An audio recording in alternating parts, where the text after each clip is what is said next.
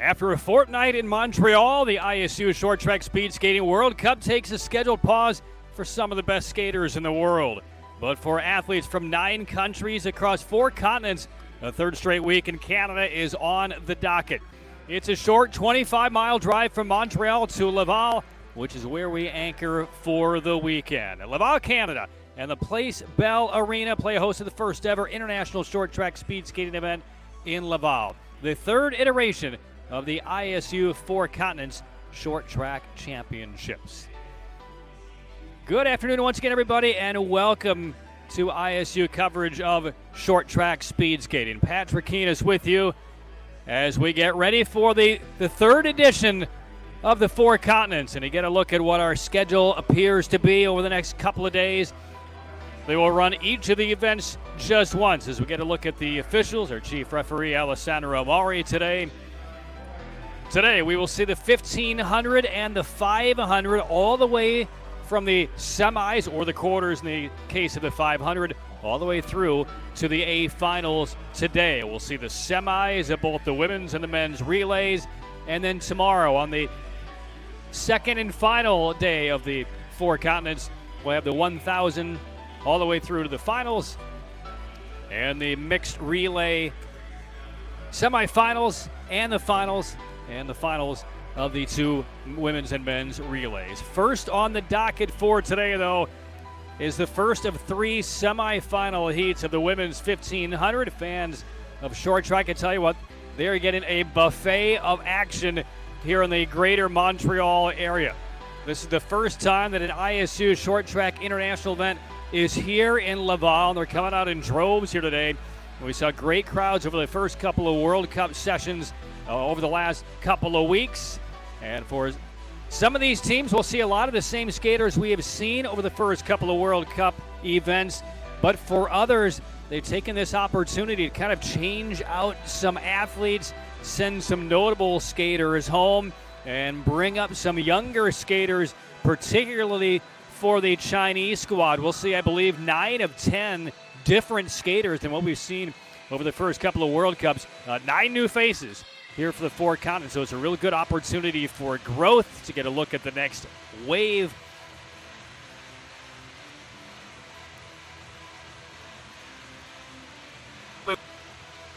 Santos Griswold, she will appear in all 3 of the individual events. That's one of the changes here for the 4 Continents compared to the World Cup, where you only select 2 individual events. Here you can choose all 3, and we'll see Santos Griswold in the 1,500 and 500 today, and she'll skate in the 1,000 tomorrow.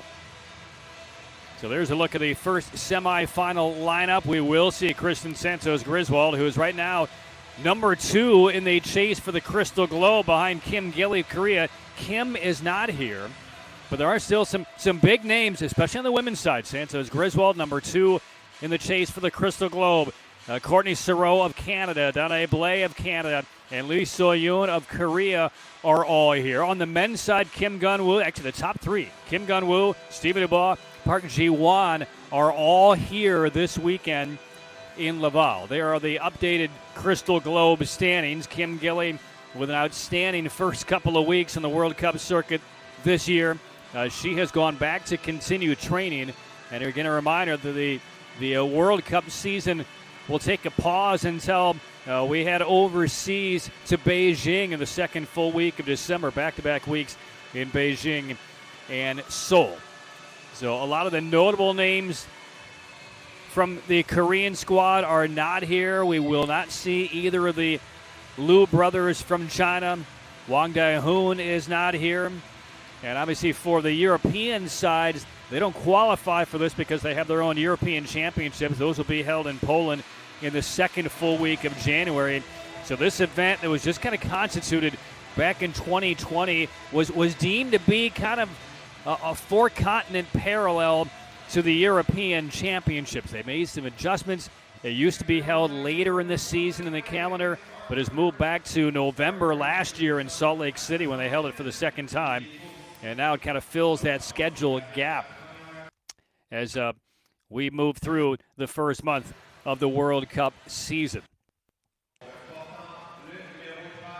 There's a look at Julie Latai of the United States. She participated in each of the first couple of World Cups in Montreal last week. So again, we will see some familiar names and some young risers. There's a look at Danae Blige. Had a tremendous second weekend in Montreal on the individual podium twice for the first time in her career. Park Ji-won of Korea. We'll see Moemi Kikuchi of Japan. Zhang Yuting, 24-year-old Olympian from China. And there she is in helmet 101. So here we are, 19 athletes across 3 semifinals at the Four Continents 1500. They're called to the start. Ready. So here we go. The Four Continents underway. 9 different countries are represented: the U.S., Canada, Korea, Japan, China, Kazakhstan, Australia, New Zealand, and Argentina. Normally you would have had a day of qualification yesterday, but as we found out early last week, just the volume of entries wasn't to the level where you really could do that. So they wiped away qualifying, and we jumped straight into the heats that matter, right? So the 1500, this is the first of 3 semifinals. We'll take the top 2 plus a maximum of 1 to the A final, which again will be later on, and not even hours from now. It'll be within the next hour or so for the 1500 B final and A final on both the men's and women's side. So as the schedule gets underway, we will see 1500s for about the next hour, and we'll declare champions. Then we'll move strictly to the 500s with the quarters, the semis, and then the B and the A finals. And we'll wrap up the day with the semis of the women's and men's relays. So it's a different look, a different style, and again, we'll see a lot of different faces here this weekend in Laval.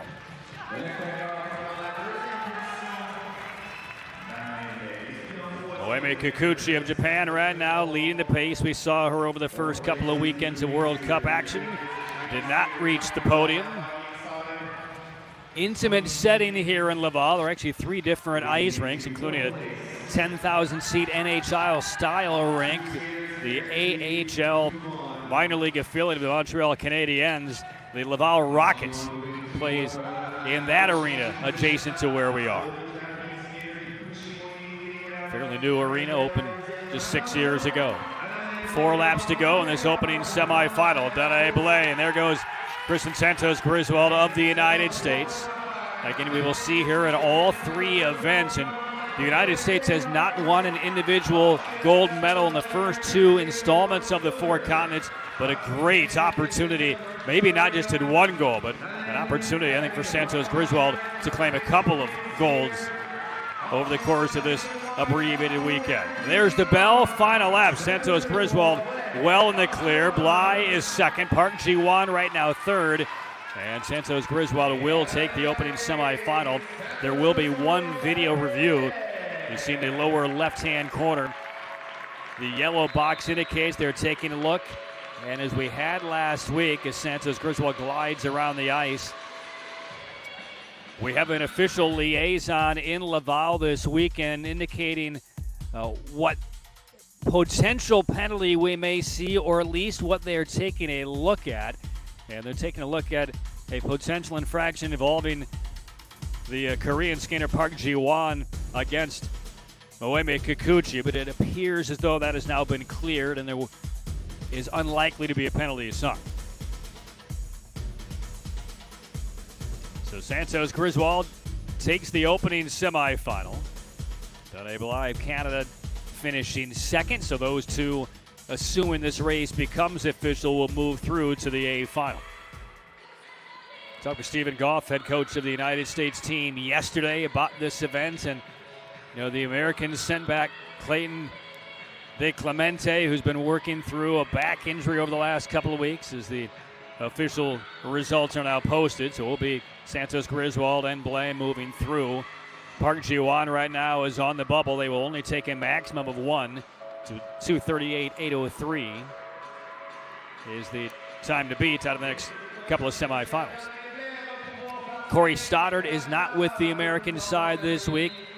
She's back in Salt Lake City training, looking ahead to the third and fourth installments of the World Cup season coming up in January. So an opportunity to get a couple of new faces on this American side as well over the course of the weekend.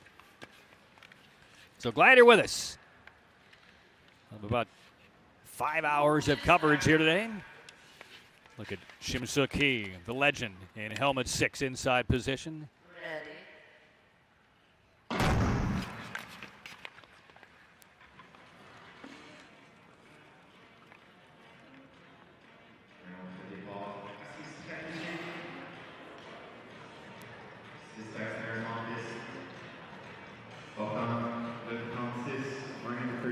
Six skaters in this second semifinal.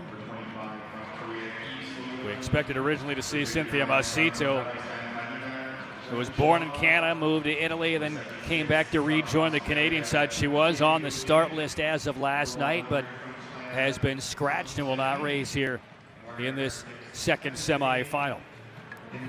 Olga Tsikhanova, we saw her last week, the Olympian from Kazakhstan in helmet 36, 2 from Kazakhstan. Medina Zanbusanova in helmet number 59. There's a look at Shim Suk Hee. Lee Soyeon of Korea. Silver in the 1,000 in the first World Cup events in Montreal. Her first individual World Cup medal in 10 years. Soyeon in helmet 25. Kim Yo-jin of Australia. So those are the 6 on the ice, and it is Kim from Sydney, Australia, helmet 76 in the lead. And Tsikhanova glides past with about 9.5 laps to go. Shim Suk Hee in helmet 6, the overall world champion as a teenager 9 years ago. But no podiums after her suspension ended since she's come back in the World Cup circuit over the last year or so.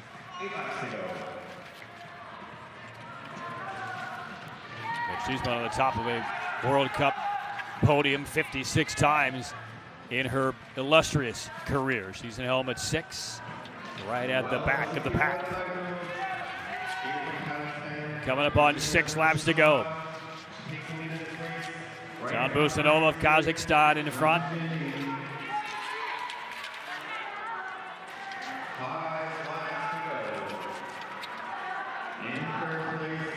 Zhang Jining in helmet 100 representing China. 5th of the 1,500 last year at the World Junior Championships. She's on the ice right in the middle of the pack. And it is Lee Soyeon out front for Korea. Again, we'll take the top 2 plus a max of 1 fastest third, which right now is Park Ji-won at 2:38 and change. Inside the final 2 laps. Clustered to the front with 4 skaters vying for 2 automatic spots to the A final. It is still Lee. Tsikhanova, a tight second, looking for a little crease to try and patch. Will try on the inside. Now goes wide. And the final corner, and Lee defends well. Tsikhanova will finish second. And Zhang at 3:02. It will not be close to moving through. So Lee and Tsikhanova, with no apparent reviews out of the second semifinal, are moving through.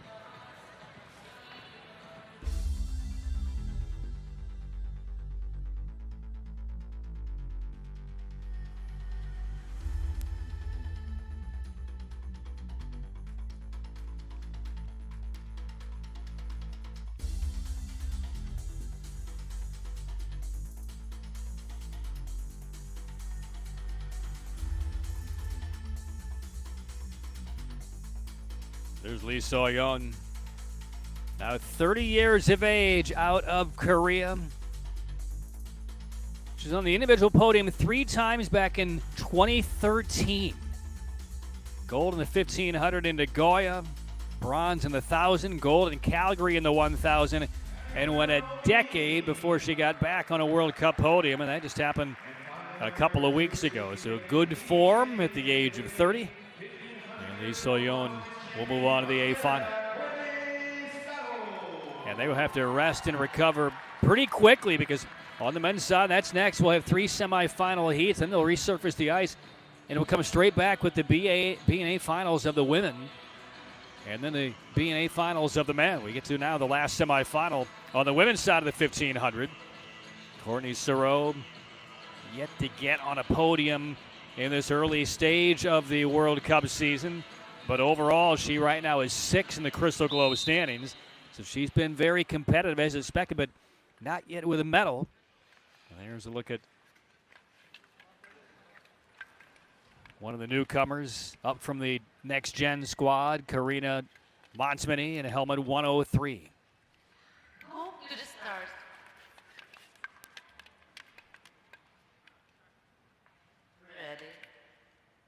Ready. Helmet 56, Alina Asgalieva, finished 10th at the World Juniors last year at this 1500 distance. And Eunice Lee in helmet 73 from the United States, native of Tacoma, Washington, member of Team USA in Beijing. 6th at the World Juniors in the 1,000 for Eunice Lee, who's getting some good early exposure and growth opportunities as this World Cup season gets underway. On the podium as part of the women's relay medals over the first couple of weeks of the World Cup season. Silver a couple of weeks ago, bronze last week. Ami Harai right now setting the pace along with Watanabe of Japan.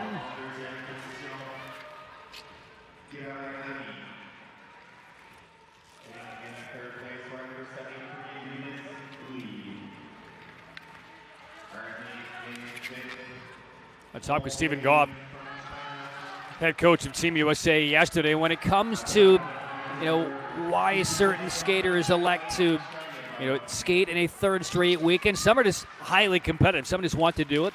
Others, it's a financial consideration for some of the young skaters. It's a good opportunity to kind of get a litmus test of their ability at this level on the senior circuit. But there is some pretty good prize money available. $2,000 for each of the individual wins, $1,500 for silver, $1,000 for bronze. And again, none of the European skaters are here at the four continents.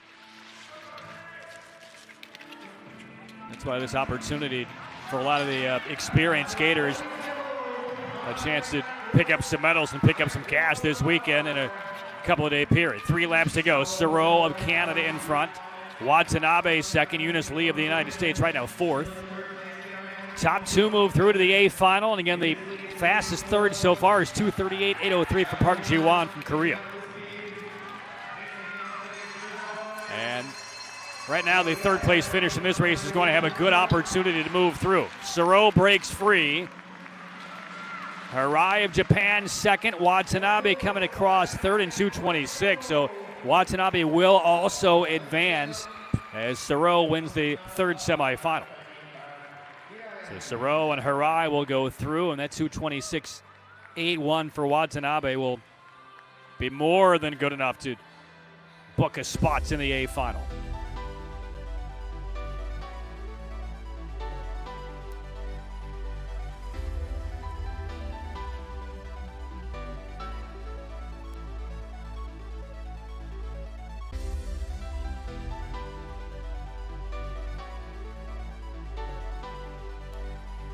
So the 3 semifinals, this one by far the fastest in terms of finishing time. Santos Griswold finished 2:38. This one came across in the 2:25 range.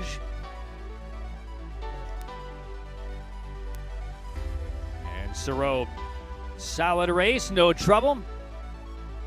And trailed by the 2 Japanese skaters, Harai and Watanabe.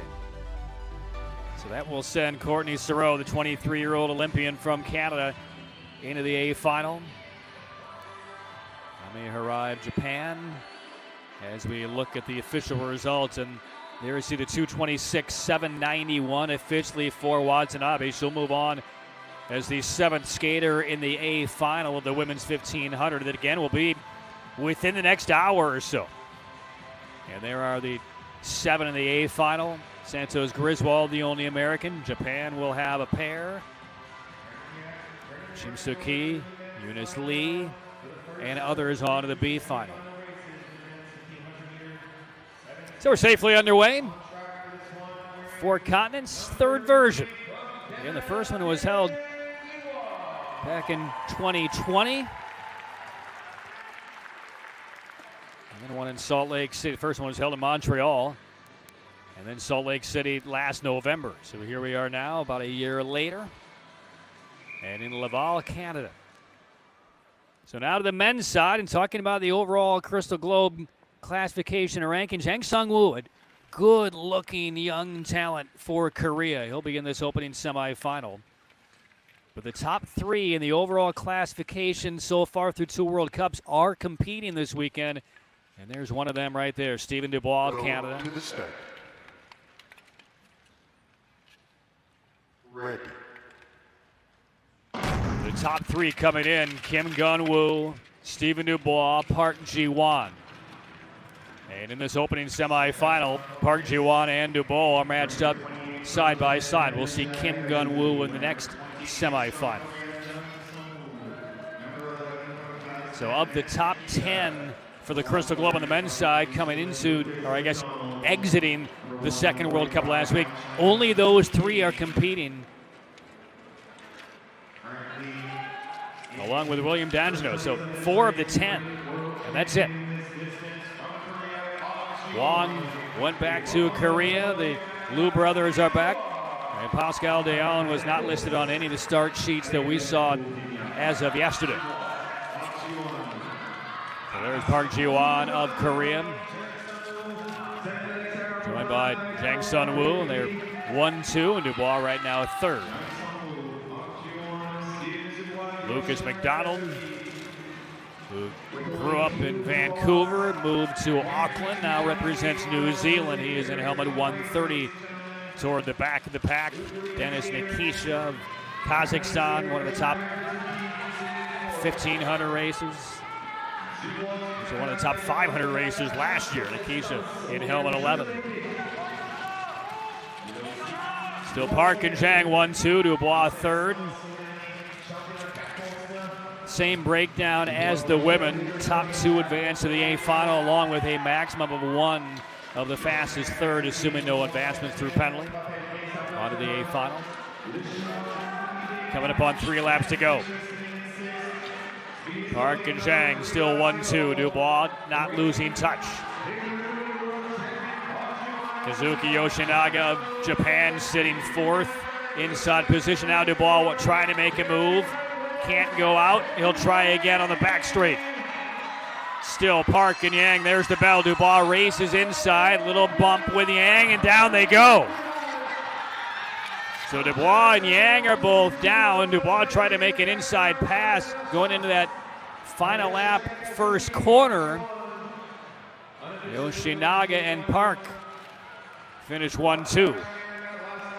And they will take a look at that. And if there were to be a penalty, that was in a battle for second place, that it would lead to an advancement.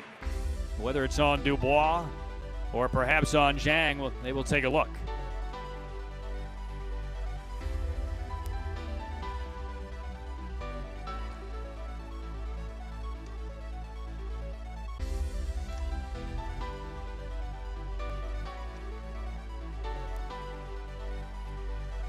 Right, when Dubois talked with the media after the second World Cup last week, really happy with where his skating is right now.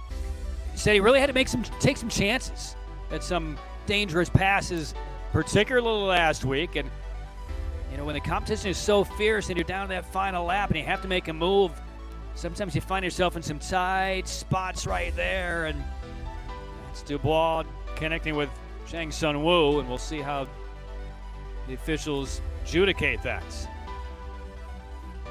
Here's a look at the photo finish, 0.02 of a second as Yoshinaga gets up ahead of Park. So they're taking a look at a potential penalty involving the Korean skater Zhang Sung-woo against Dubois is what we are hearing. They have not yet made a determination. That appears to be what they are looking at here.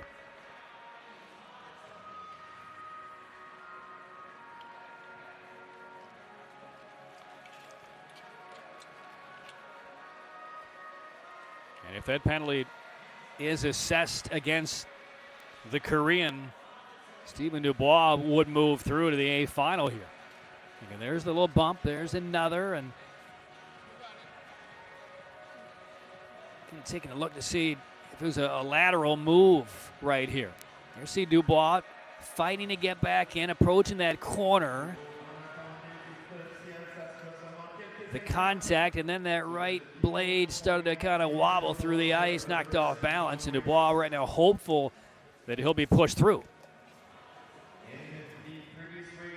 And the penalty does get charged to Jang Sung-woo, and Stephen Dubois with that ADA, he will advance to the A final. So Yoshinaga and Park will go through, and Dubois will get a spot in the A final as well.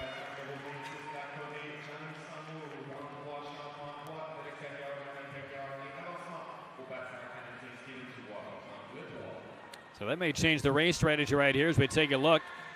The lane change violation there from outside to in on the Korean skater number 26, Jang Sung-woo.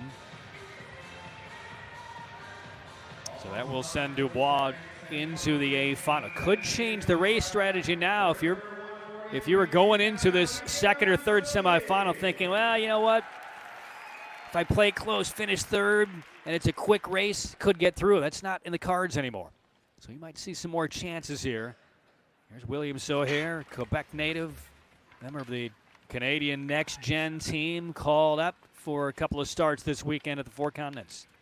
Kim Gun-woo, class of the field in helmet 126 inside position. Red. So we'll have 7 in this second semifinal.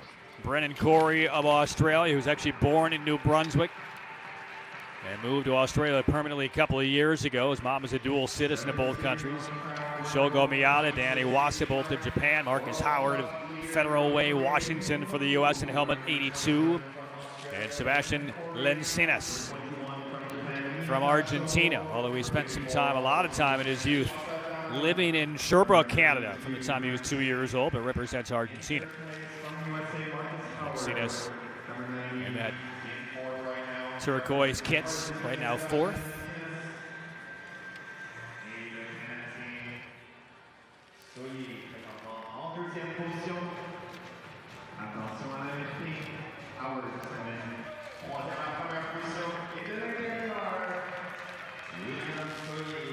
So here, 22 years of age, and the 143 for Canada.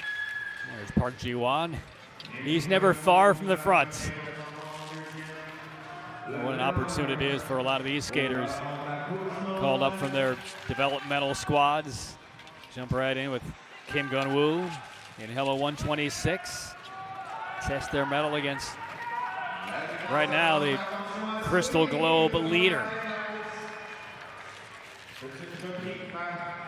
Howard for the U.S. in front, 6 laps to go.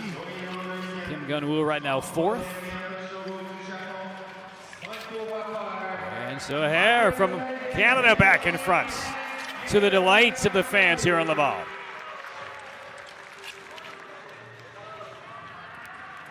Three and a half laps to go. Howard wants to lead back.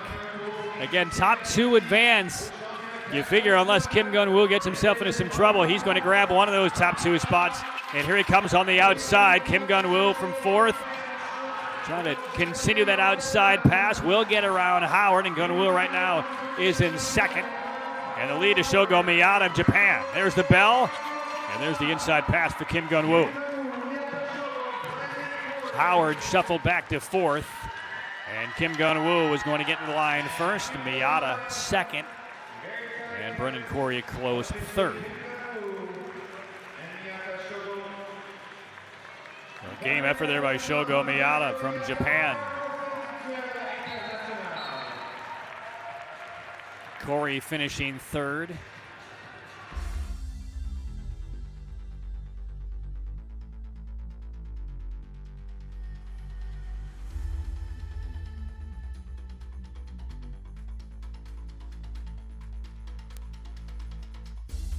This is where that long extended pass opportunity was just kind of revving up for Kim Sun-woo. There's Marcus Howard.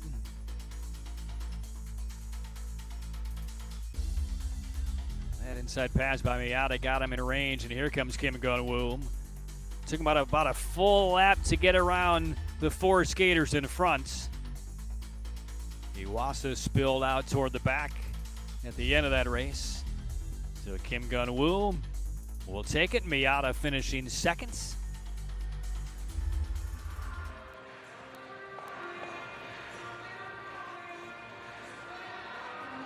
So Korea will have another entrant into the A final. There are the official numbers. Kim Sun-woo, Shogo Miata. Howard for the U.S. right now is on the bubble for the B final. So one more semifinal, the men's 1500. And William D'Angelo, brilliant over the first couple of World Cups. Bronze in the 1,000 in week 1. Won gold in the 1500, the first running of it last week. His first individual gold medal. So D'Angelo in helmet 33. In this last semi-final of the 1500. Lee Wenlong, Olympic silver medalist in the 1,000 in Beijing. There's Yurkabula and Shabakhanov of Kazakhstan, Olympian in Pyeongchang in 2018. Andrew Hill of the United States, helmet 65, silver at the 4 cons last year in the 500. The Warrenton, Pennsylvania native. Wesley Park of the U.S. as well. So 2 from the U.S., 2 from Kazakhstan, Lee Wenlong of China, and D'Angelo of the host country, Canada. Those were the 6. And what a weekend it was last week individually for Team Canada.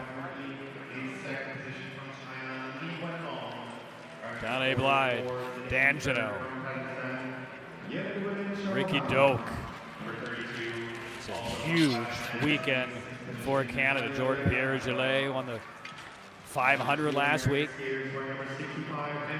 You always expect Canada to perform and be near or on top of the podium. But those are names we're not used to saying when we talk about top of the podium.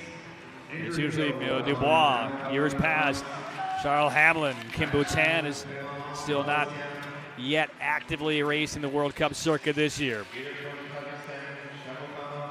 And that was a sign of things to come. And there is D'Angelo hopping up front. Lee Wenlong now will bypass him. Coming up on 7 laps to go, almost the midway mark. 2 Americans toward the back of the Park and Hill.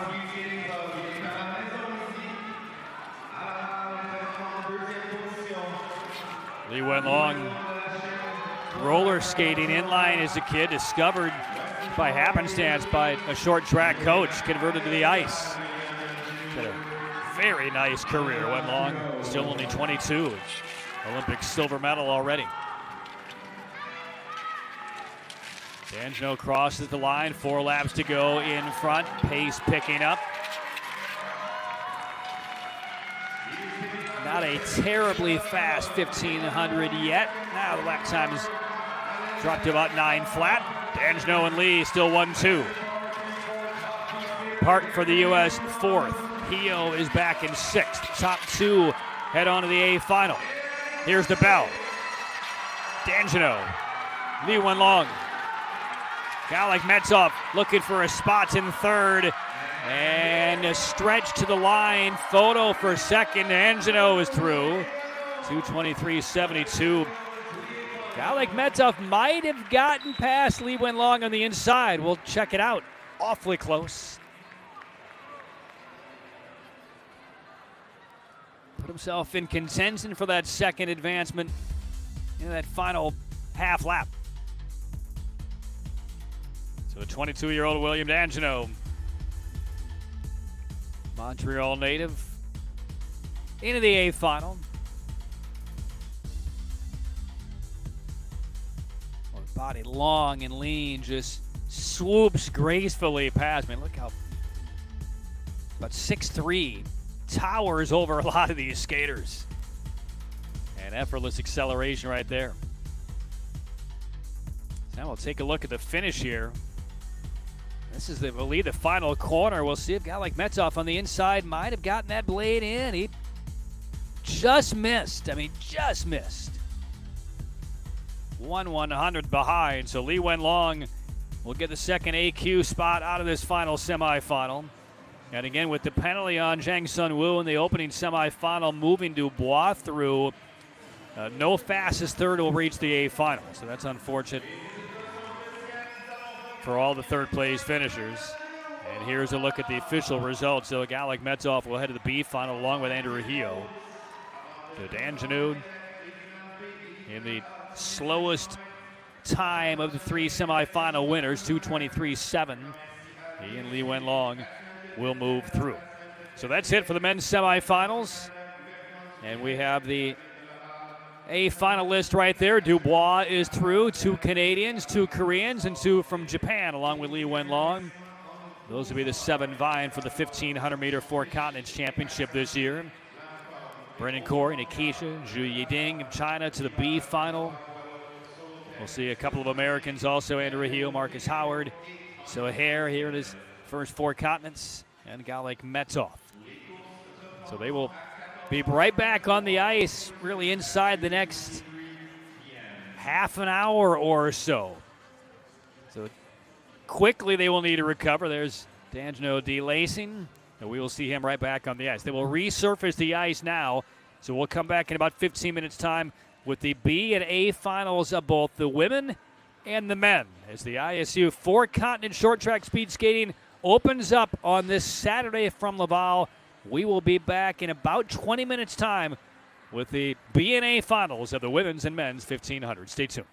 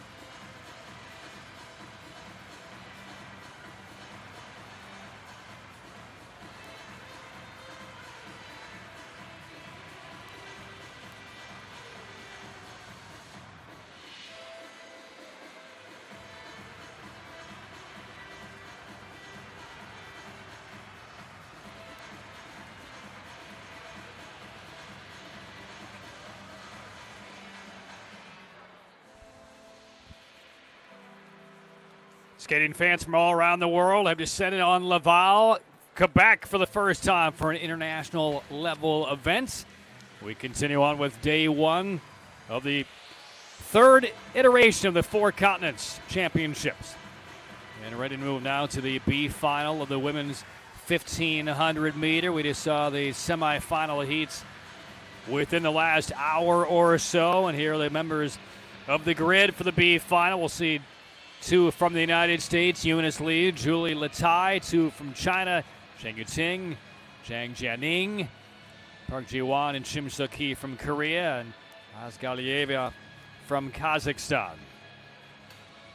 So no event will be run more than once over the course of the weekend. And again, the World Cup policies in terms of race selection, a number of individual events in which you can appear lifted. So it's almost like the World Championships as far as that goes, where you can race in all three if you choose. That's what many of these top-level skaters are doing over the course of this weekend.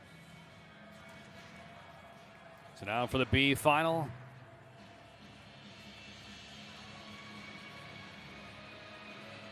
A final on the way, 13 and a half laps. Coming up in the A final, Soro, Santos, Griswold, Lee Soyeon, Danai Bly. Now they make the introductions. Eunice Li of the United States, just 18 years of age. Already an Olympian for the U.S. There's another teenager, Alina Azgalieva from Kazakhstan. She's just 18 years of age. Starting in lane number 3 from Korea, Park Ji-won. Park Ji-won. It's a tough heat in the opening semifinal with Santos Griswold. Starting in lane number 4 from the USA, Julie Latai. Julie Latai of the United States, native of Medfield, Massachusetts, out of the Bay Skate Speed Skating Club. Starting in lane number Had a great 5 national from China, championships for the Zhang U.S. Yuting. about a month and a half ago. Zhang Yuting of China in helmet 101. For the Olympic mixed relay gold medalist for China in Beijing. And there's Zhang Jianing. Competed in the World Junior Championships last year. And Shim Suk-hee, 26-year-old, two-time Olympian, Sochi, Pyeongchang, two-time Olympic medalist. Go to the start.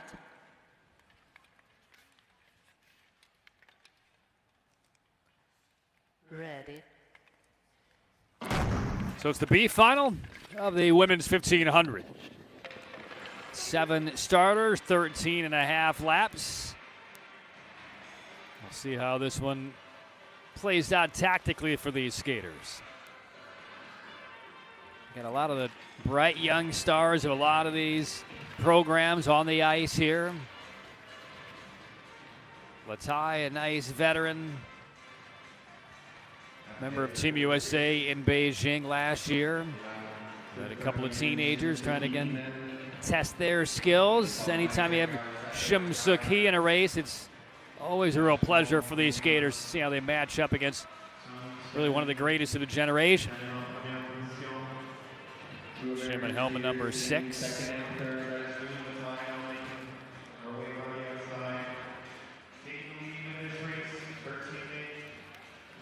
As we mentioned at the top, practically the entire Chinese delegation from what we saw over the first couple of World Cups has changed. 8, if not 9, of the skaters we will see this weekend in Laval did not compete in Montreal either of those 2 weekends. Gives an idea of the depth of the programs, very similar for Korea, not quite as radical of a team change. And down goes Zhang Yuting. That will be reviewed as she got bumped off on an inside pass attempt. Zhang Jianing right now shuttled back to second place. 6 laps to go. Park Ji-won, Shim Suk-hee in 4th for Korea. And Julie Latai, inside pass, easily done, up in a 2nd position. Park, Latai, and Zhang, and now Zhang bursting through on the inside, past both of those front-running skaters. 3.5 laps left B final, women's 15. So Zhang settling in. Park second. Latai just behind her left hip.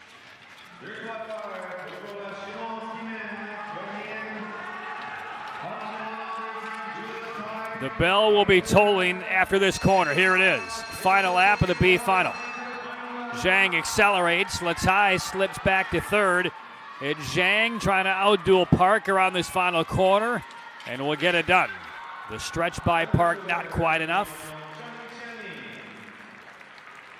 And Zhang Zhaning of China will win the B final.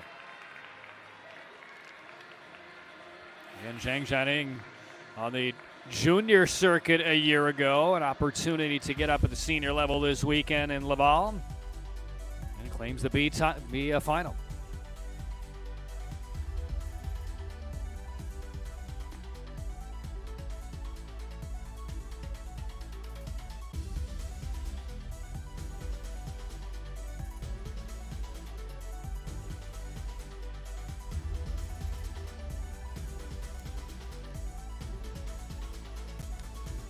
There was the contact involving Zhang and Shim Suk Hee. That has since been cleared. No penalty will be assessed.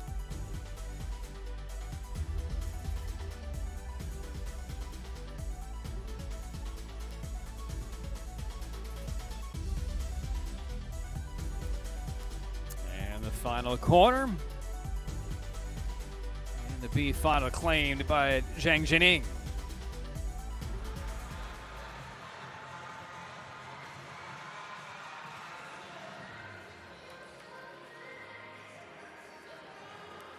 Over the first couple of World Cup events on the women's side, China has not been on an individual podium yet, nor within the women's relay. They've claimed both of the mixed relays over the World Cup season so far, but no individual podiums yet for the Chinese women.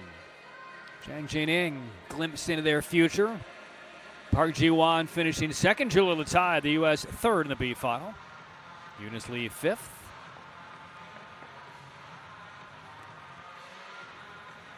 So that'll take us now to the A final in the women's 1500. You know, there's not a great deal of a history here in the four continents. Again, this is the third installment of it this weekend. The first one was in January of 2020 in Montreal. 8 countries participated, then last November in Salt Lake City. So overall combined, there have been 19 gold medals awarded through relays, through individual events, men and women. Korea has won 14 of those 19 golds. As a matter of fact, of any individual events of the four cons, only Canada and Korea have claimed individual golds.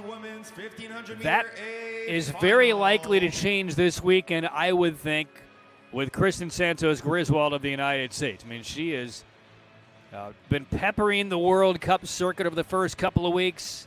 4 podiums. She's in great form, and she'll be competing in all 3 of these events. And she's in this A final as we get the introductions. Courtney Sereau, 23-year-old. She won gold last year, the four continents in the 1,000 and 1,500. But again, no World Cup podiums yet this year for Sereau. There's Ami Hirai of Japan, the 26-year-old in the 2 position. One of 2 Japanese skaters in this A final. And her teammate will be right alongside. Yeah, there she is, Watanabe, whose older brother Ryu was on the Japanese short track team between 2013 and 2016. So Watanabe in the 42 helmet in this A final. And there's the confident grin of Kristen Santos Griswold, who just celebrated her 29th birthday a couple of days ago, back on Thursday. Did have a lot of family and friends in Montreal over the last couple of weeks. Stephen Goff, her head coach, told me that he believed that her mom was going to be up to watch Kristen skate this weekend. I mean, she's a great favorite to win this 1500. There's Donna Bly with a terrific weekend last week. First individual World Cup medals. Silver in the 1,000, bronze in the 15. There's Lee So-yoon. 30-year-old veteran. Good to see her back on a podium for the first time in a decade last week. And from Kazakhstan, Olga Tikhanova,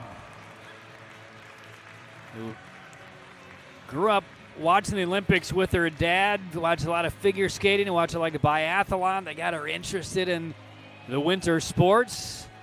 Short track is now her Olympic sport, representing Kazakhstan in Beijing.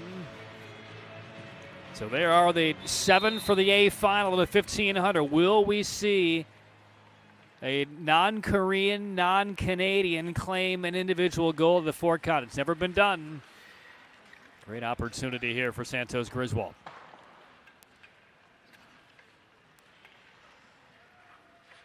Tikhanova will be stacked up on that second start line behind Lee So-yoon. Santos Griswold in helmet 5.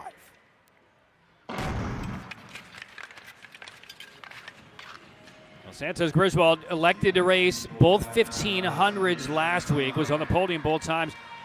Stephen Goff was really impressed with Santos Griswold last week.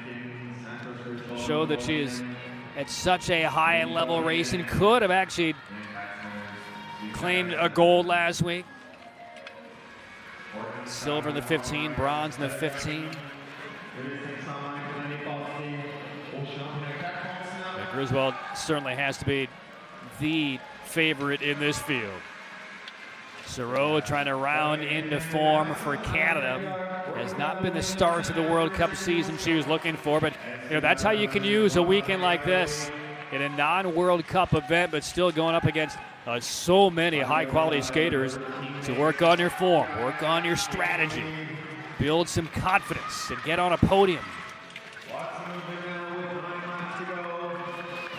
Inside 9 laps to go. Soro in the 2 helmets. Santos Griswold in the 5. Did I Bly right now in 4th position in the 13 helmet. And Sami Hirai of Japan right now setting the pace.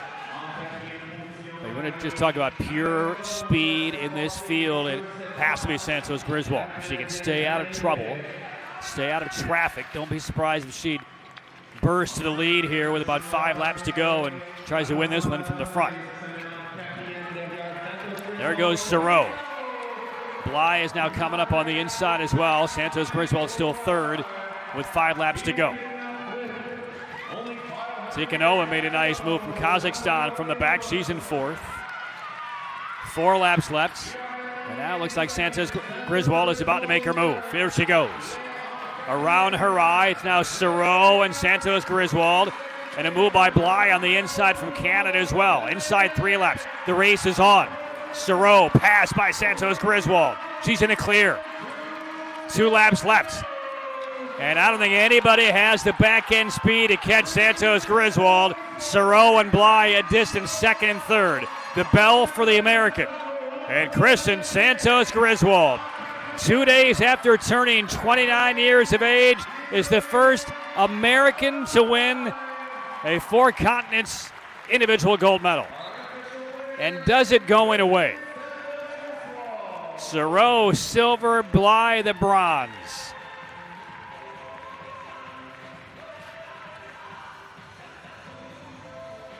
And there is Stephen Goff, head coach of Team USA, very proud. Big moment for Santos Griswold.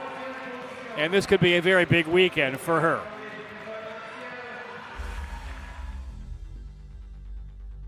When there was a textbook race, she didn't let any of the competitors, any of the pace kind of take her off page 1 of her tactics.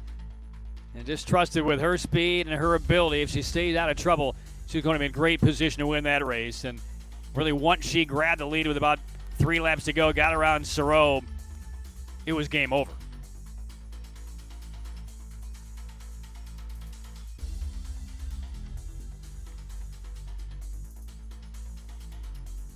Boy, what a year this could be for Santos Griswold. I mean, she has a legit chance to win the Crystal Globe. I mean, she'll have great competition. Anna de Smet, Kim Gilly of Korea, Velzebor, Soi Min. But right now, in terms of sniffing out podiums and just a skater who over the last couple of years has made just enormous Neil Armstrong-type leaps in her game, it's Santos Griswold. So there are the final results. Santos Griswold claims the gold and the $2,000 at the top of the podium for that individual event. And there you see the classification leaders right now through 2 World Cups. Santos Griswold, Sereau, and Bly right there. It's going to be just a tremendously competitive Crystal Globe race on really both the men's and the women's side, but really more compelling for me on the women's side. Kim Gilliard, just a phenomenal young talent. De Smet has improved greatly as well. I mean, she's on top of or near a podium every time that she takes the ice. And, boy, you can't argue with the results of Santos Griswold of the United States. So we'll jump over to the B final on the men's side for the 15. A couple of Americans, Marcus Howard, Andrew Ahio. 2 from Kazakhstan, Galek Metov, Dennis Nikisha.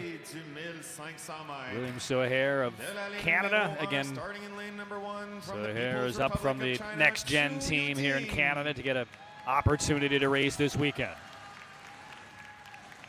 There's Zhu Yiding out of China, one of the newcomers to represent China over the course of this weekend. There's Brendan Core, the 26-year-old Olympian from Australia. There's William Soye, just 22. Starting in lane number 4 from the USA, Marcus Howard. Marcus Howard from the U.S. De la ligne numéro 5, starting in lane number 5 from Kazakhstan, Adel Galiakmetov. Galek Metov, Olympian from Kazakhstan, first Kazakh short tracker to reach podium in the 1500. Starting in lane number 6 did from that in the USA, Beijing. Andrew Hyo. And Andrew Hyo of the United States, Warrington, Pennsylvania native. He's been on the podium of the 4 continents last year in the 500, earned silver. So those are the 6. Nikisha, evidently a scratch from Kazakhstan here in the B final.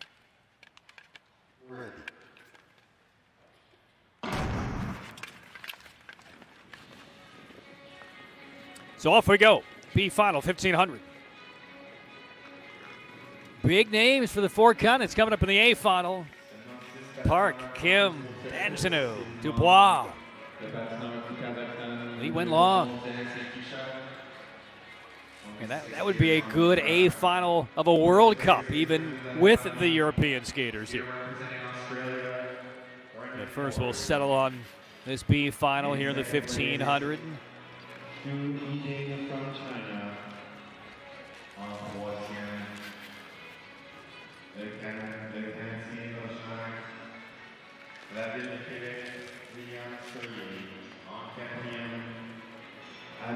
For the 2 Americans at the back, Hyo and Howard, Stephen Goff.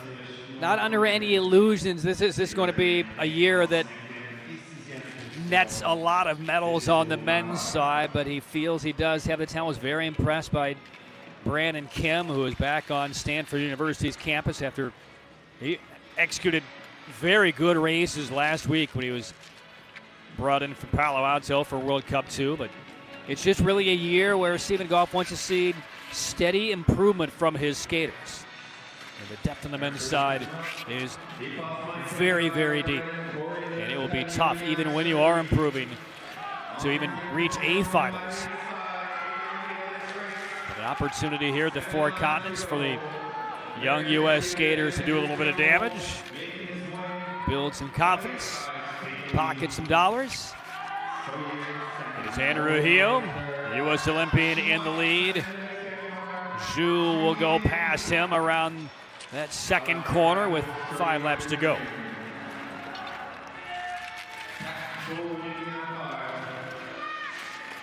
Again, Lin Xiaojun, the Liu brothers from China, not here this weekend. That gives Zhu Yiding an opportunity to get the blades on the ice. The Canadian Soyer right now in second.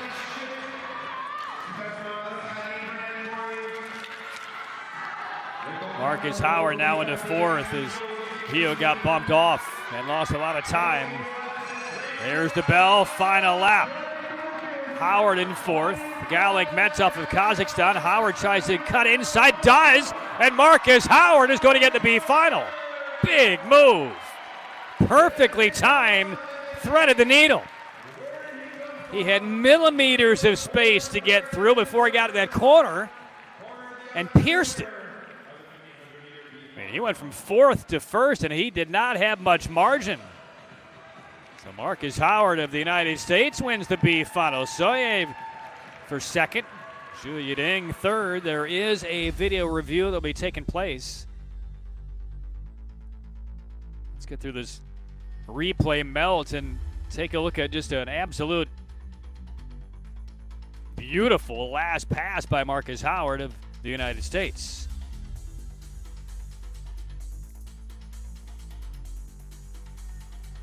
And at this stage of the race, about a little more than halfway through, Hio of the U.S. in front, and Howard is way back in sixth. There's the contact involving Corey and Hio. And just missed the replay of that massive move by Marcus Howard of the U.S. And they are taking a look at a potential penalty involving Andrew Hio and Galek Metov of Kazakhstan. That's the yellow box you see next to the video review in the lower left. But how about Marcus Howard blitzing through? Howard in this replay, he's the back of the pack. I mean, the potential penalty is not on him, but to be on his teammate in the 65 helmet right there, and Andrew Hio spilling Brendan Corey. But that did certainly free up some ice for Marcus Howard to make a move. Again, he's still sitting last with about 3 laps left.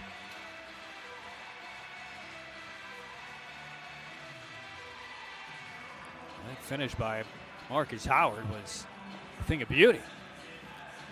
And you know, that's what we're talking about when you say, you know, what are the objectives of an event like this?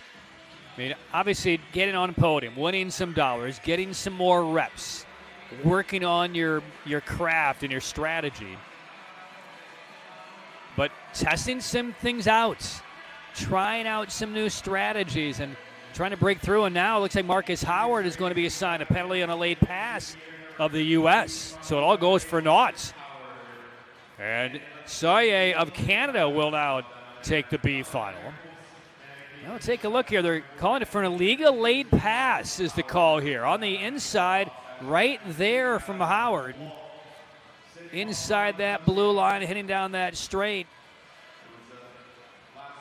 So is the pass charged against the Americans. So Marcus Howard, as I mentioned, millimeters of space to try and get through. Looked like he threaded it. It doesn't look like he's terribly surprised at it. But off the ice surface there and called it for the penalty. So it was an exciting finish. Good run, but just outside the lane line right there for Howard. So he was penalized. And Soyer up from the next gen squad for Team Canada. He will take the B final. So now to the A final of men's 15. And again, this is high quality. Let's take a look at how they got here. Again, no quarters, just straight to the semis with a small number of entrants. There are only 20 athletes that came through. So just 3 heats of the semifinal. Park Ji-won, Kim Gun-woo,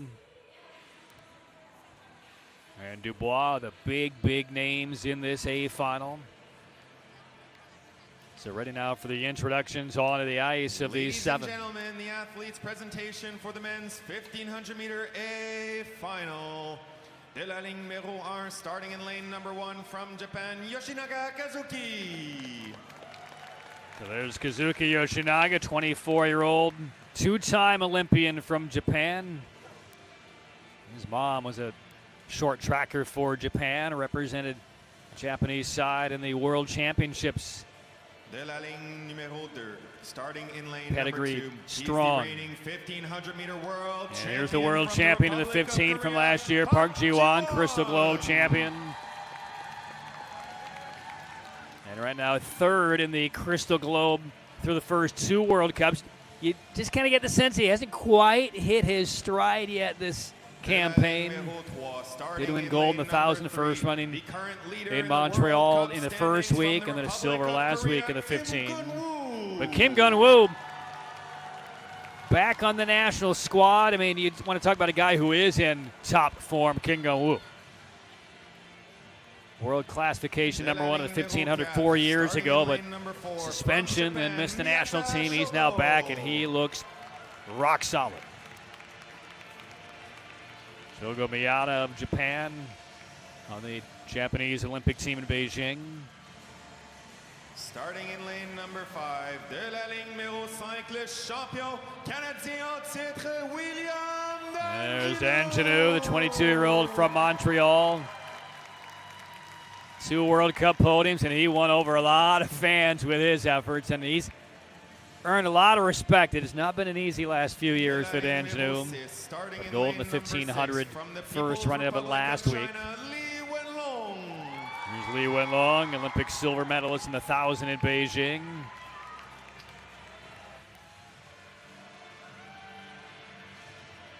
A lot of international fans of the sports have been in Montreal the last couple of weeks, now in Laval this week. And starting in lane number 7, de la ligne numéro 7, le vice-champion and here's Stephen Dubois. You kind of get the feeling he's due, and I think he realizes that he's happy with his skating so far, but it's resulted in the first couple of weeks of just a silver in the 1,000 and a bronze in the 15. I say just, but by Dubois standards, his expectations are much, much higher than that. Olympic silver medalist, Olympic bronze medalist in Beijing. But he's certainly not panicking. But he's pretty pleased with how he feels on the ice. And as I mentioned earlier, with the depth on the men's side, you can be skating very, very well and still be finishing third in an A. I mean, this is going to feel like a World Cup A final. Go to the start. Ready.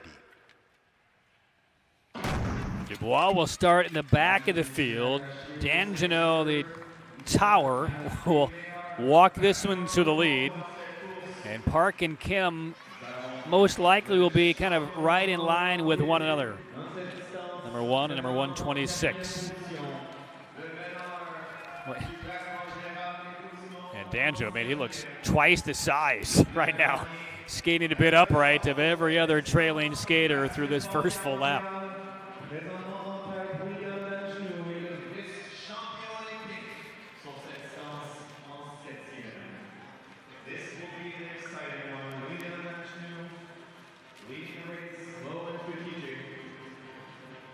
The reaction that D'Angelo had when he claimed gold last week was very, very appealing to the fans. Stuck the arms out as if he were a pterodactyl flapping his wings. Park Ji-won in second, and there goes Kim Gun-woo. We'll see if Park now goes with him.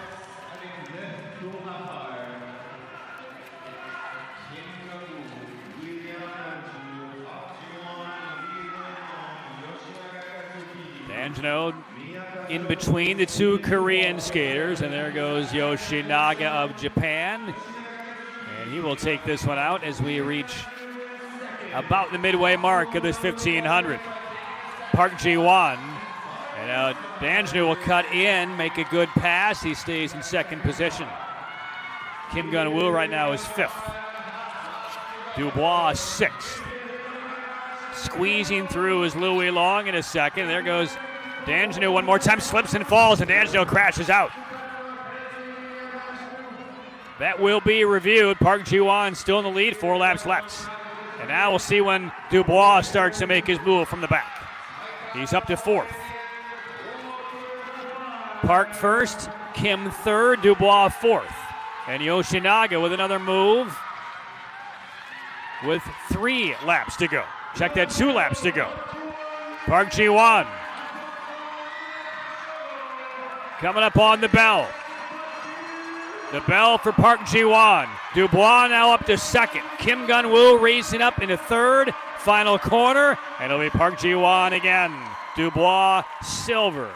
Kim Gun-woo, bronze. So Park Ji-won gets it done. And another podium for Dubois. Never really was in contention to win it. He was in a tough spot, 4th, 5th place with a lot of speed at the fronts.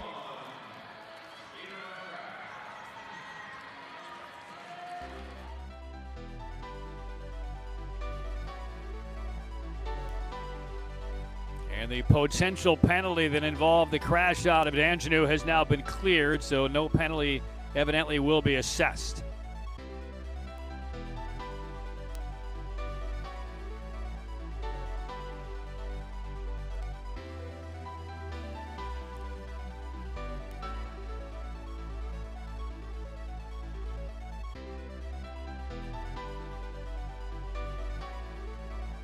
And right there, the little touch, D'Angelo, and the helmet 33. I believe it's in this next corner where we lose D'Angelo as he goes out wide. We'll see if anything happened right there. He goes down. It just looked like he lost his blade. And that took him out of the running.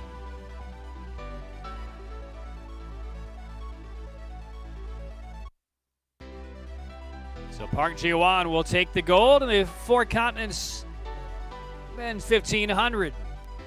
And for the Crystal Globe, a reigning champion, that's a pretty expressive finish by Park Ji-won. And he expects to win basically every race in which he competes.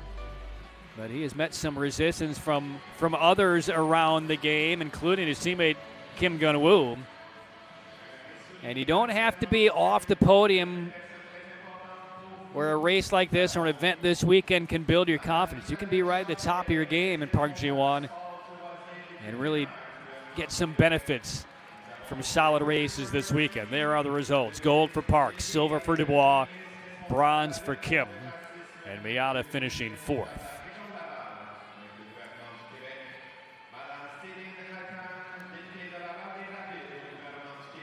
So that will take us to another break here at the ISU Four Continent Short Track Speed Skating Championships. They will resurface the ice as we have a look at the distance classification leaders right now. Park, Dubois, Kim, just saw all 3 of those.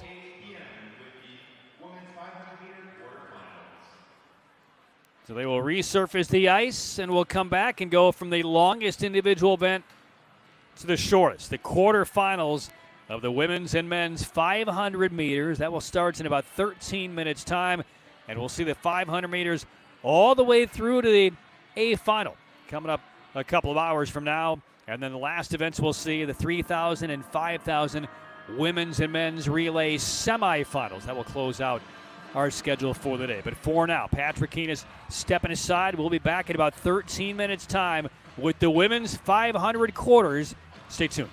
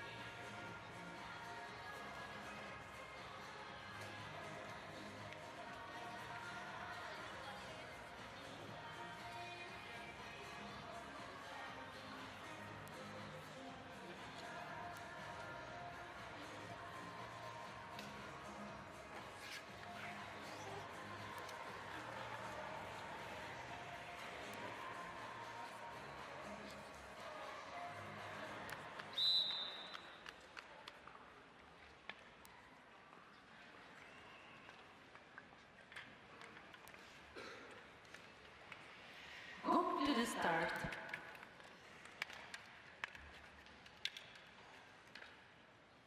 Ready.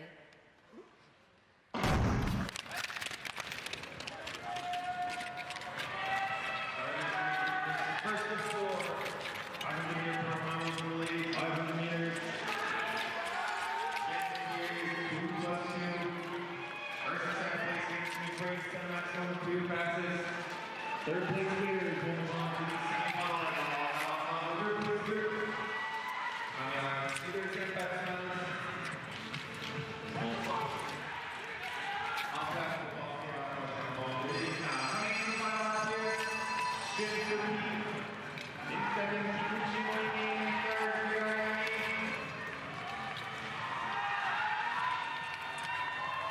And officially moving on to the semifinal round with Shinsuke and Kikuchi winning.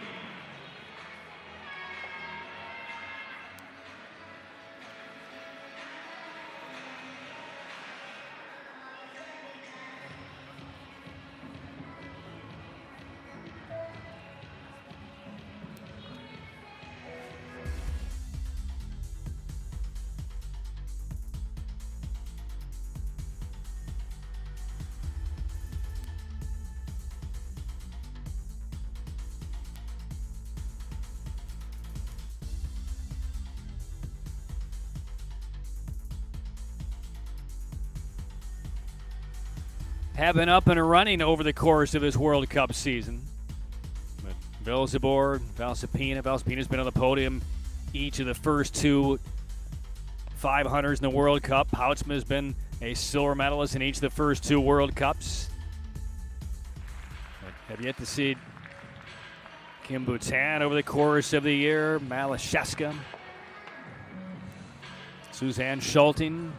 We'll see when she comes back. I would imagine for the Asian portion of the World Cup circuit, which kicks off in another month. So there are the results. Shim Kikuchi AQ is to the semifinals. Now the second of 4 quarterfinal heats. Go to the start.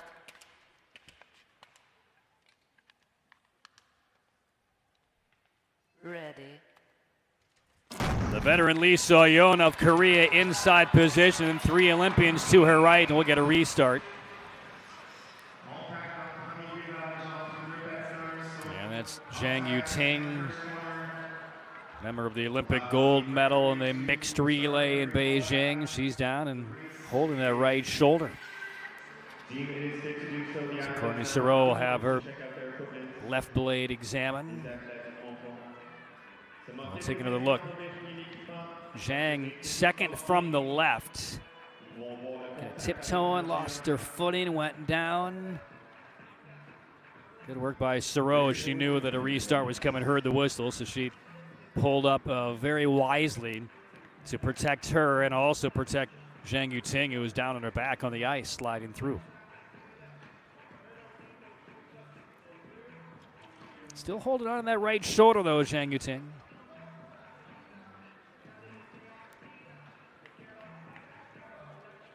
Been in a World Cup podium 10 times over her career, all via the relay with Team China. So we get a restart of this second quarterfinal heat to the 500. Go to the start. Julie Latai, second position, helmet 50 for the United States. Ready. And through that first corner. And Zhang will get through, and it's a clean start. So off we go. Latai tight second with Lee. Sereau fourth. And there's a bit of a gap between Song Jari and Courtney Sereau. And again, this is a 4.5 lap sprint. That's a lot of ice to recover for Sereau, but she'll attempt it here, going out wide. Inside the final 2 laps. Lee Latai weeding through is Sereau, and down goes Lee, and now it's Sereau in front. Latai second. That will be reviewed. Final corner. Sereau is going to take it. Latai second. Song third. But again, they will have a look at the contact that led to Lee So-yeon being spilled into the paths.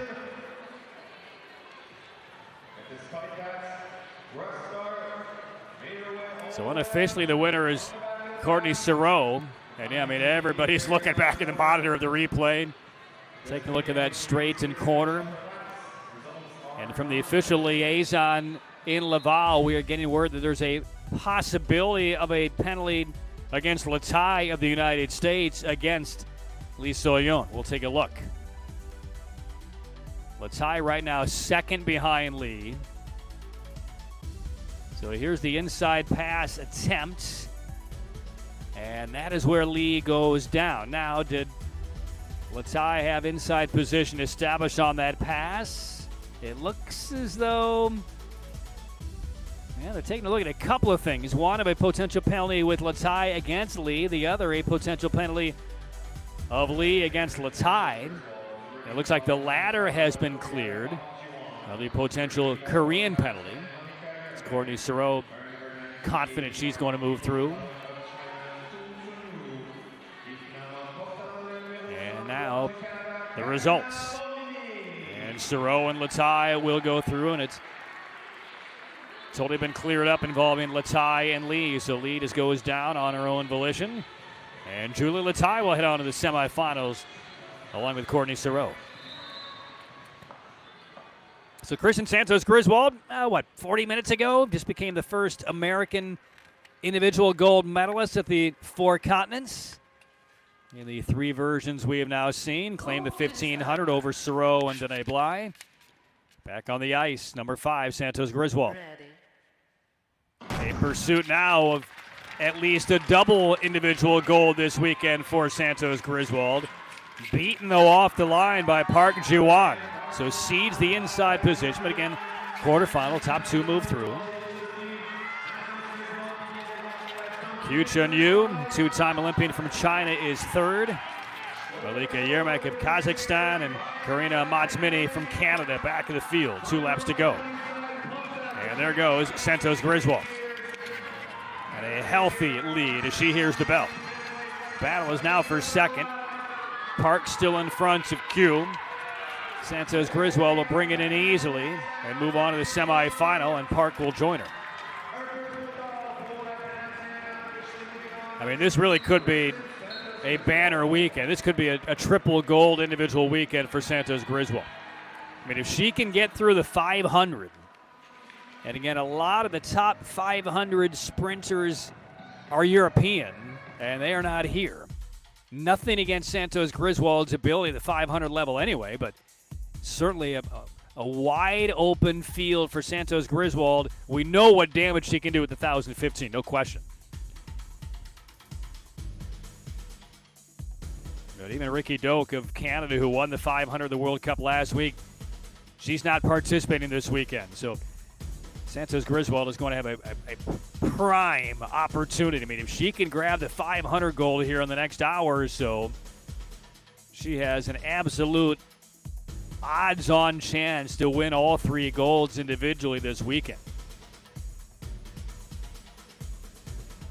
Got the first one under her belt earlier today, and a solid quarterfinal run there for Santos Griswold.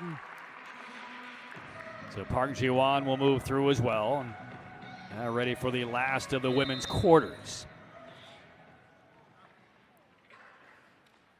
See Florence Brunel, the Canadian, youngest ever female short tracker in Canadian history when she was in Beijing 2 months into her 18th year. Ready.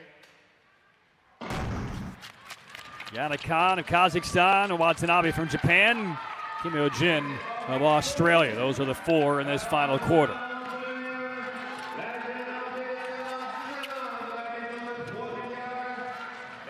So there's Brunel out in front. She actually left home to go train in soccer for a few years. She's a very elite and well-accomplished soccer player, but the ice now has become her vocation at just the age of 20. So it's Brunel and Khan 1-2. There's the bell. And this is Brunel's race to put away.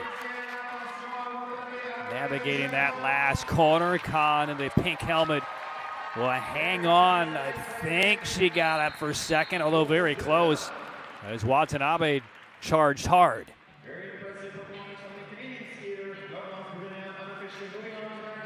So we will see who finishes second. It will be Watanabe. Swiped it away from her out of that last corner.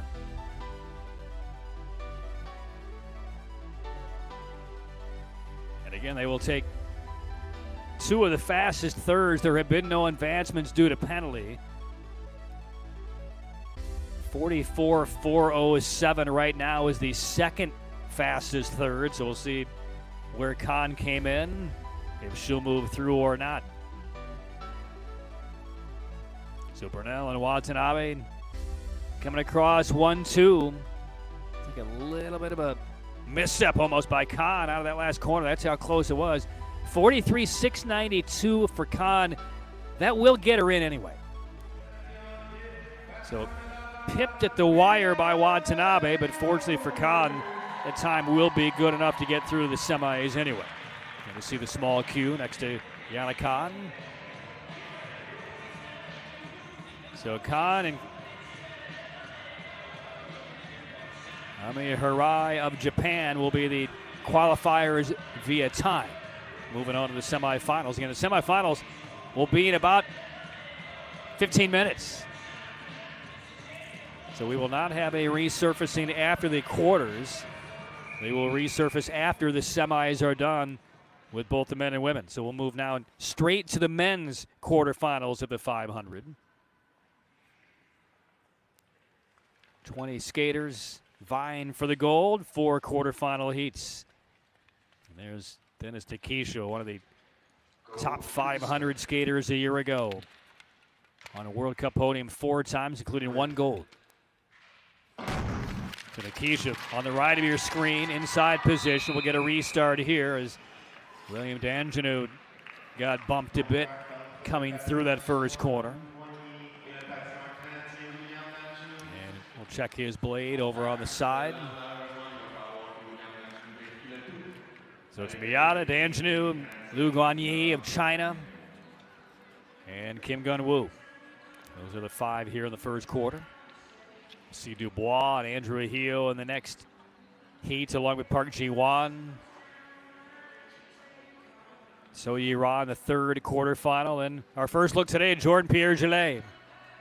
He'll begin the last quarterfinal.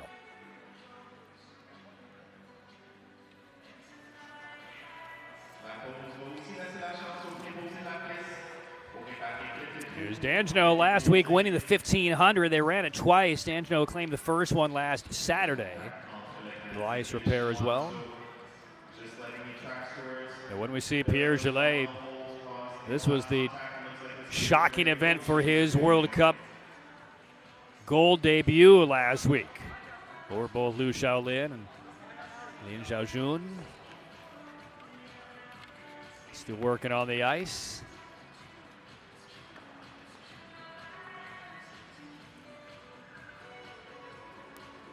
A lot of the unheralded assistants that make a short track event what it is. A lot of long hours, a lot of volunteers to allow these events to just go off without a hitch. 3 straight weeks in the greater Montreal area. First time an international event has been held here in Laval. And a really nice facility, according to Stephen Goff. Go to the start. Ready. So D'Angelo in the third position, and he goes down again, and he'll take the Korean Kim Gun-woo down with him.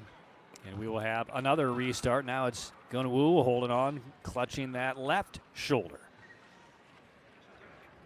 And he is not getting up yet.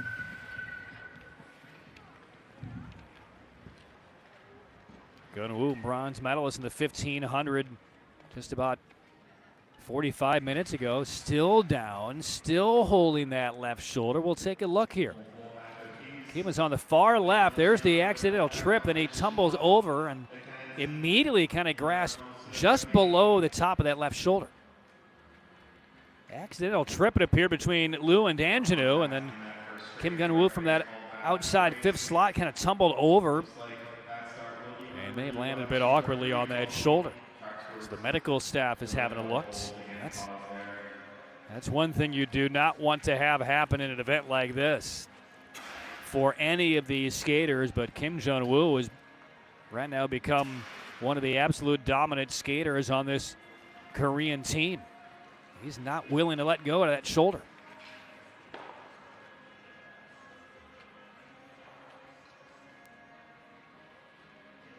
And big concern by the Korean coaching staff and the Korean fans in the stands here at the Place Bell Arena. Good sportsmanship there by Dan Janot. They know how dangerous this is, and it does not look like Kim Jung-woo is going to continue. Let's watch again that left shoulder for Jung-woo. I mean, it did look like he was trying to reach down with that left hand and almost brace for the fall, perhaps hyperextended.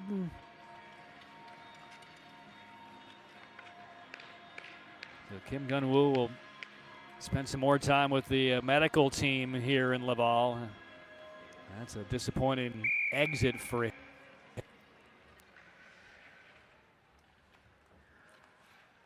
Again, the fall itself looked fairly innocent, but again, at that speed, at that angle, it's a lot of pressure you're putting on your wrist and your elbow and your shoulder. So now only 4 will return to the start line as we restart the 500.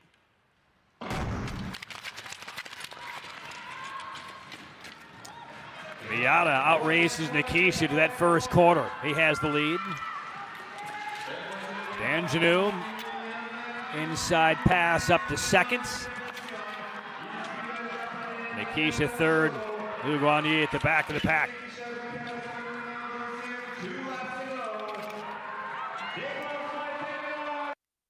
Lap and a half to go. Still Miata. There's the bell. Miata. Dan Janot, 1-2. Nikisha trying to get up into qualifying position. Top 2 will move through automatically. Miata, Dan Janot, Nikisha third. And again, they will have a review at an early juncture of that race. And we'll see what they're going to be taking a look at. A potential penalty involving Nikisha of Kazakhstan against the Canadian skater Dan Janot. So after a couple of restarts and losing Kim Jung-woo to an apparent left shoulder injury, forward to the line, and still some problems here. I think this might be the area they're taking a look at here with Nikisha, number 11, up against Dan Janot. Taking a look at potential penalty there against the Kazakh skater in the 11 helmet.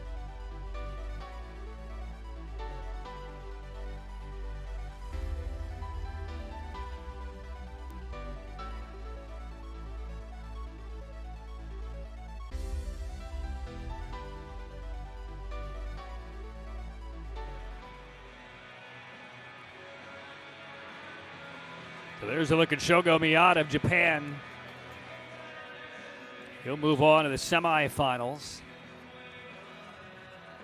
And ready now for the official results. No penalty assessed. And Dan Janot will go through. 41-457 for Nikisha. Hoping to move on. They will take a max of 2 third-place finishers. Second quarterfinal. Dubois for Canada. A couple of Americans. Heo and Kwon Sung-min. Park Ji-won is out there as well in helmet 1, far left.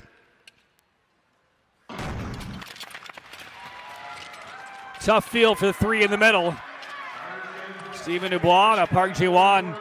We're used to seeing him really excel in the 1015s. We'll see if he has the speed to get from the back of the pack quickly. He doesn't have much time to do it. Dubois in the open field. And Heo for the United States up in the seconds. Park Ji-won still 5th. Lap and a half to go. Top 2 move through. Dubois has this under control. We'll see what Park Ji-won does from the back here. He's up in a 4th, but in trouble. So Dubois around the corner. Heo holds on to the second slots, and he'll move through for the U.S. So look at Stephen Dubois. Silver earlier today in the 1500. A fairly straightforward outing for him here in the 500 quarters. He's looked good today. Again, you can look good and not win gold. That was a very tough 1,500-meter field in the final.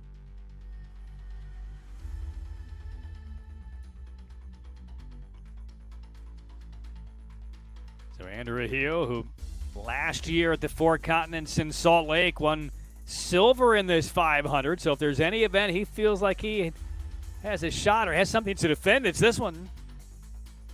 And a good race by the 22-year-old American.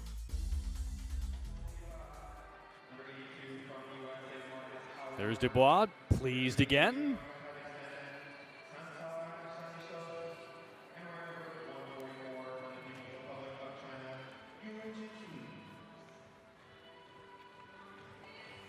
And the results from the second quarterfinal. 41-101, the third place time for Park Ji-won. Very important that he got up into third place. And he's almost a half second faster than the third place finish in the first quarter. So 2 more quarters to go here. Sei-Ura, Marcus Howard, Zhang Yuchen, 25-year-old from China, inside position. 5 in this third quarterfinal. Go to the start. Ready. And that is a false start. So Zhang Yuchen kind of tap himself on the helmet. Here's a look at Sanzar Jansenov in helmet 83.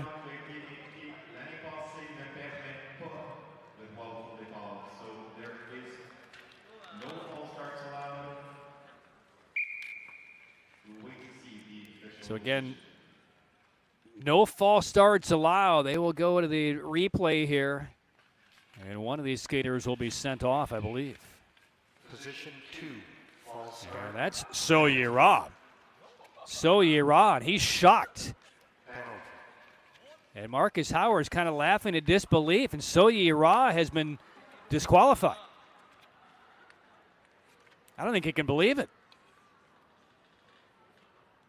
I don't know that we'll get a replay before they restart this race, but Sei-Ura, the Olympic bronze medalist in Pyeongchang in the 1,000-meter, he's sent off. And that gives all of these skaters a real good opportunity now to move through to the semis. Go to the start.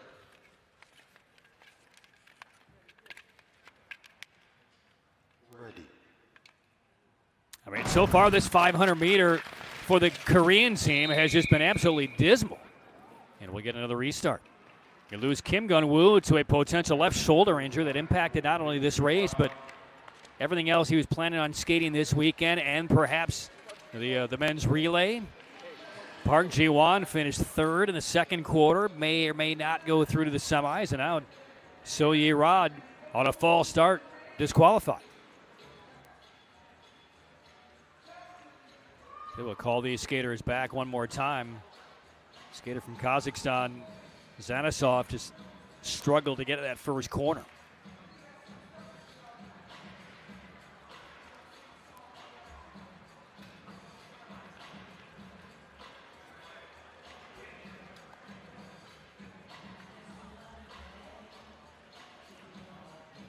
Working on the skates, Zanisov, 21-year-old who skated in one World Cup event last year for Kazakhstan. He's back on the ice. Looks like we have a quick lane change for the American skater Marcus Howard. Ball de ball à l'étranger en ce moment, en train de changer ses lames. On dirait que dans le contact, c'est affecté la qualité de ses lames. Il passe en quelques instants. They're making an announcement about the American skater right there, Marcus Howard, still having his blade worked on.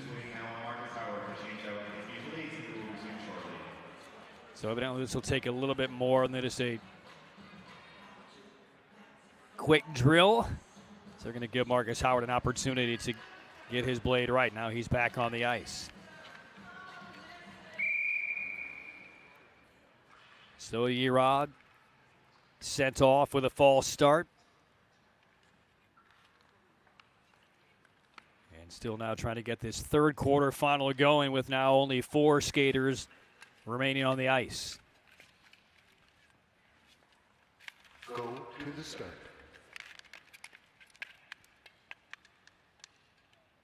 Ready. Looking for a clean start, and we get it. Zhang Yuchen leading the pack for China in helmet 18. Marcus Howard, when we saw him earlier today, had that huge finish, the inside pass, but called an illegal pass. Instead of moving on to the A final, Howard earned the penalty. He's back on the ice in helmet 82. Yu Jinjun right behind him in third, and then Zanisov. There's the bell for this 500 meters. Still Zhang and Howard in 1-2 qualifying position. Final corner, and Howard will join Zhang through to the semis.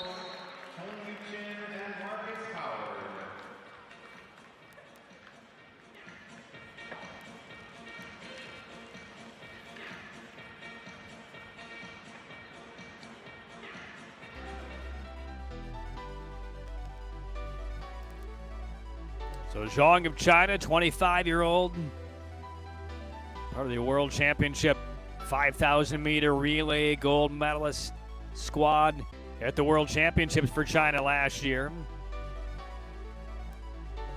He'll move on to the semifinals here in the 500.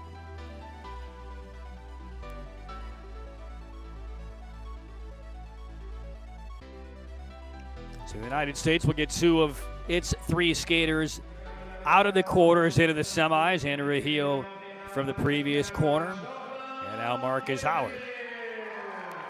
There are the results. So Yerad, false start, earned the penalty. And 1 more quarterfinal to go.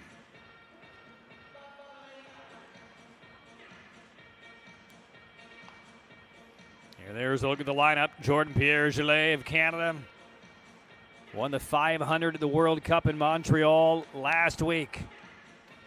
And one that was a surprise to everyone and an utterly surprising weekend for Team Canada. 25-year-old on the ice inside position here for Canada. There's a look at Pierre-Gillet. Top 20 through the first couple of World Cups in the Crystal Globe standings. There's Yuri Matsubayashi of Japan. Go to the start. Zaksabayev from Kazakhstan. Ready. It's the last quarter of the men's 500. Pierre-Gillet, I mean, he just has to be oozing with confidence in his ability after what happened last week in Montreal. Made a head down, blinders down, guarded his inside position. Now expected to win and get through the semifinals. And no resistance at all so far through half of this race. Matsubayashi third, Zaksabayev right now in qualifying position. Entering the final corner, Pierre-Gillet. Straight forward, he's through. Zaksabayev in.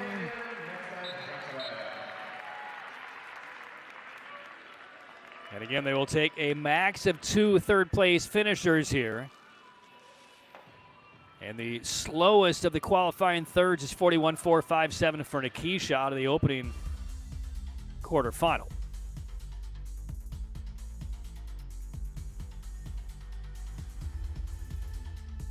And again, when they declare this race official, they'll head straight to the semifinals. No resurfacing of the ice. They will do that after the semis.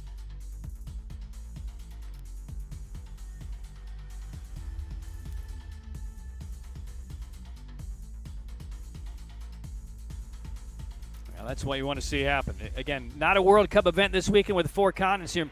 Missing a lot of the top sprinters from all the European countries, but after you win a World Cup event, I mean, your status is raised. Your expectations are raised. And suddenly you're no longer an underdog. As we get a look at the results, Matsubayashi will move through as well, 49-7-8. So Pierre Gillet and Zach Zabayev move through to the semifinals.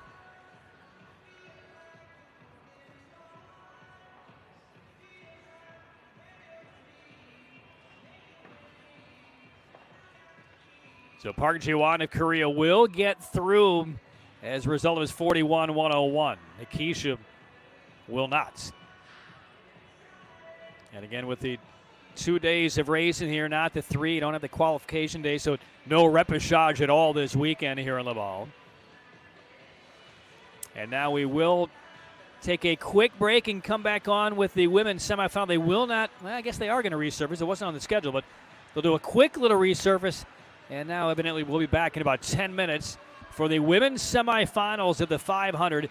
You're watching coverage of the ISU Four Continents Short Track Championships from Laval. Back in a bit.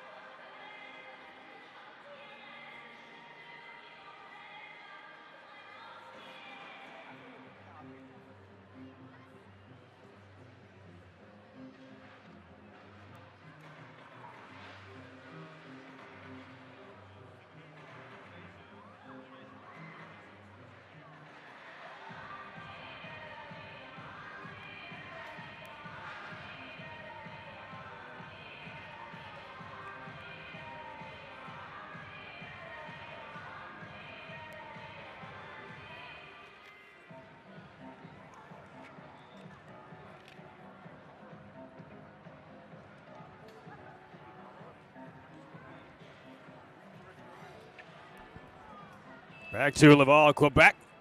Place Bell Arena, ready for the semifinals of the women's 500 meters.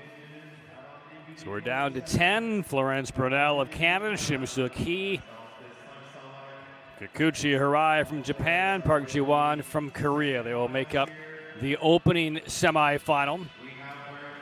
Top two and a max of 1 third place will head on to the A final. Look at Florence Brunel right there, just 20 years of age. Shimsu Ki, in pretty good form so far today.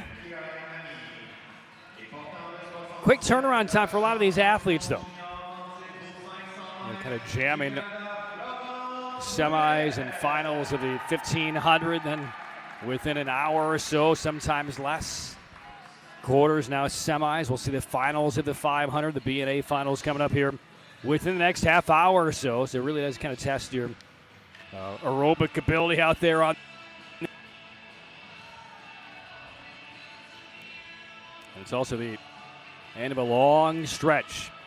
And in talking with Stephen Goff, head coach of the United States, yesterday on, the purpose of the four continents, why it was put on the schedule now that it's kind of tacked on to the end of the fortnight in Montreal. I asked him, I said, would you rather have your team back in Salt Lake training using this week instead of a third straight event and third straight week away from your training base and away from home? He's like, well, I think some coaches would say we like the competition. It gives an opportunity for the young skaters to get some time on the ice, see where they are, a chance for the experienced skaters to pick up some medals, pick up some money. But he said most coaches would probably say they'd much rather be working on the actual training instead of a third competition like this in a row. Not that they don't see merit and utility for the four continents.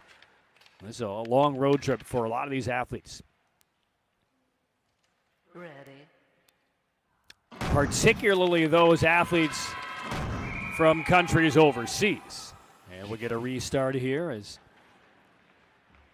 Japanese skater Moemi Kikuchi knocked off from moorings coming through that opening quarter. That's another reason why we've seen athletes kind of shipped in, shipped out through World Cup 1 to this weekend. Give those skaters an opportunity to get back home, get off their feet, get a little conditioning and training in away from these four continent races. But for some of the athletes from Korea, from China, the entire team from Kazakhstan, they've basically been in Montreal for 2 weeks, in Laval, which is 30 minutes outside of Montreal. This will wind up being almost 3.5 weeks on the road. A couple of different hotels, foreign land, long flight here, long flight back. It takes a toll, and you think you have a lot of time between the end of this weekend and the next batch of World Cup races in Beijing and Seoul next month. But in terms of reacclimating your body to your time, getting back on your ice, getting some time to rest before you really get into intense training for the third and fourth World Cups, by the time you're there, you're probably 2 weeks out, maybe less.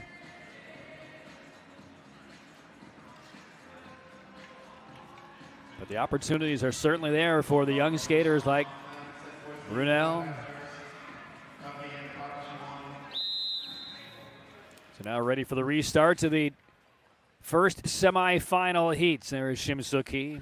She's been through the rigors for years, knows all about the intense competition and travel and taking care of your body. Go to the start.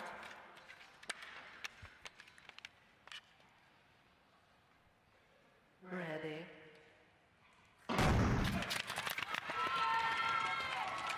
Through the first quarter, clean start. Brunel of Canada, followed by Park Ji-won of Korea. Shimsu Ki third.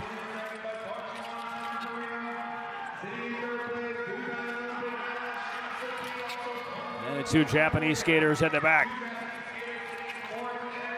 Park and Shim bearing down on Brunel, approaching the bell lap.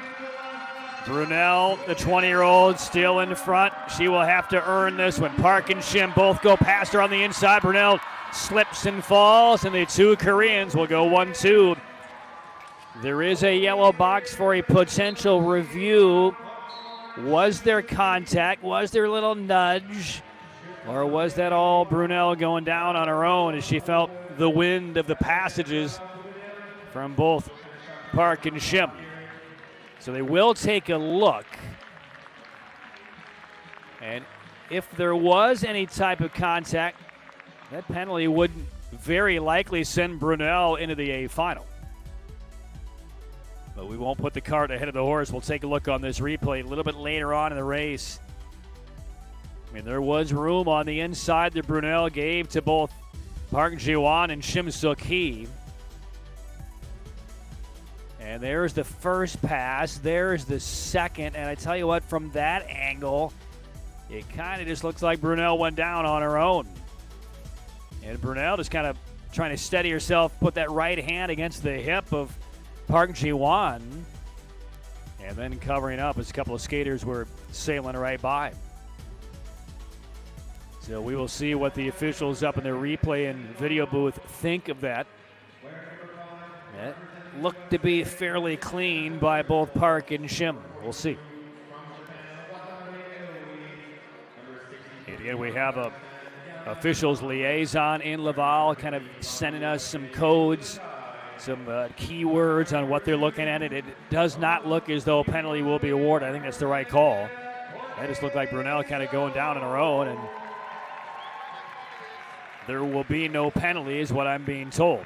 I mean, yeah, these are clean passes on the inside, and if anything, it was Brunel trying to hold her balance, putting that right hand on the hip of Park Ji-won that could have led to a penalty. So Brunel goes down, protects herself, and the two Korean skaters, Park Ji-won, Shim Suk-hee, look like they're moving on to the A final.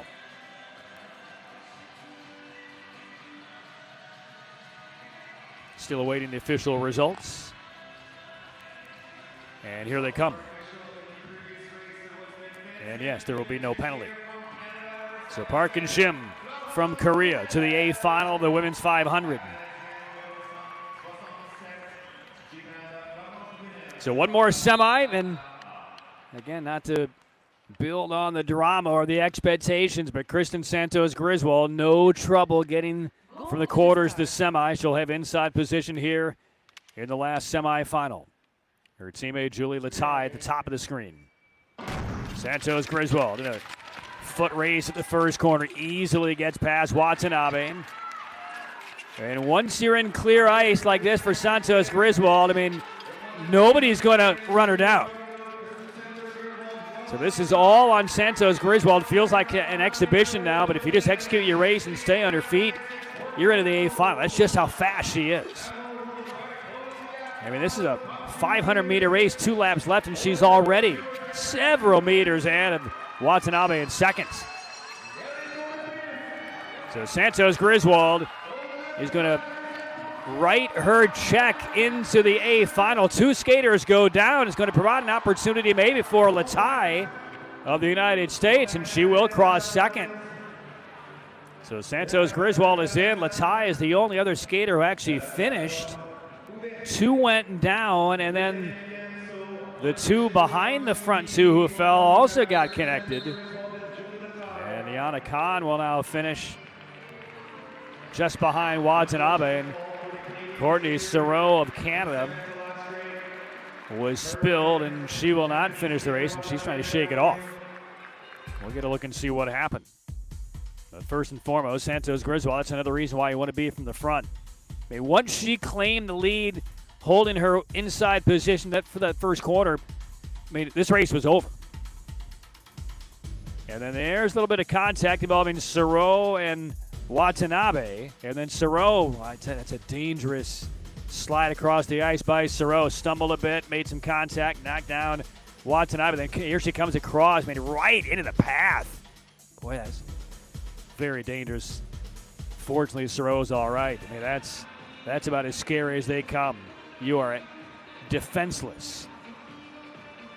As you're coming across the ice, as Sereau was right there, and you have skaters coming out of the corner at top speed. It's no longer about those skaters trying to navigate to try and finish second. It's about those skaters trying to avoid what would be a vicious collision with Soro, who's prone on the ice. And watch this. She's sliding across.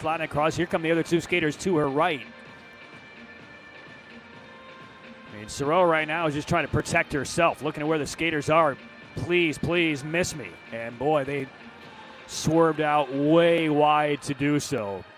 That is great skating by those skaters, the back, Yana Khan and Latai.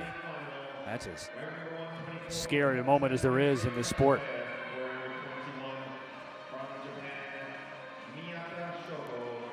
And they're looking at a potential penalty on Soro against Watanabe, which could lead to an advance for Watanabe to the A final.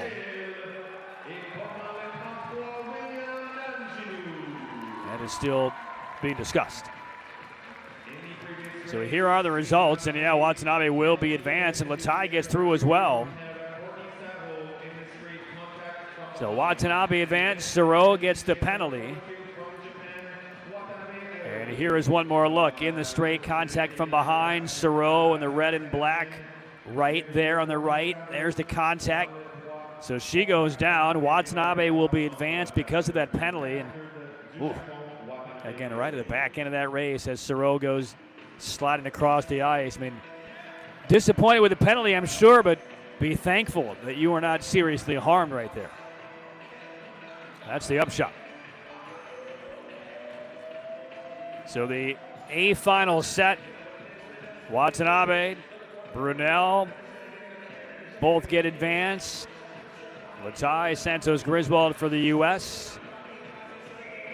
Shim and Park as well. So we will see 6 coming up in the A final within the next half hour or so.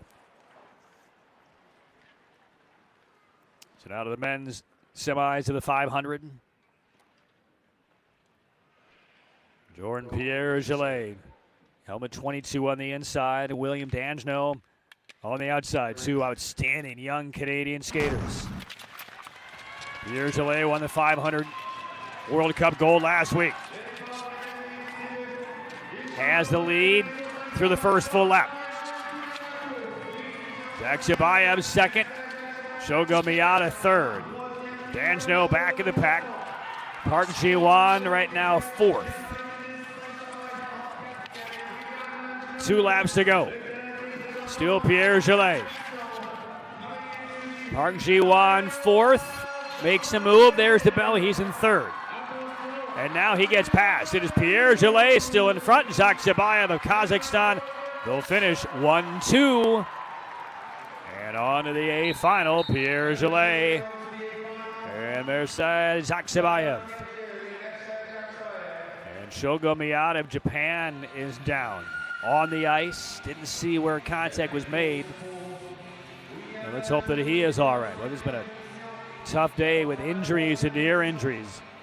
Kim Gun-woo went down after what looked to be a left shoulder issue. Starting in the quarterfinals of the 500 about a half an hour ago. A near miss involving Soro just a moment ago. And now looking down at Shogo Miyata, he looks to be wrenched in pain. And the medical training staff is out to have a look at him. And they're going to be very delicate to maybe roll him on his back here. And another concerned look by the Japanese coaching staff. So now they do get Miyata on his back. We'll take a look at the replay and see exactly what went down involving Shogo Miyata. 20-year-old Olympian from Japan. So he's in third position here. Pierre-Gillet, Zakshibayev out front. Miyata still in third coming through this corner. Now he is fourth going down. Looked like he favored his left knee. Didn't see any contact from anybody. But it almost looked like that left knee kind of gave way a little bit as he was operating through that corner. And he is favoring that left leg.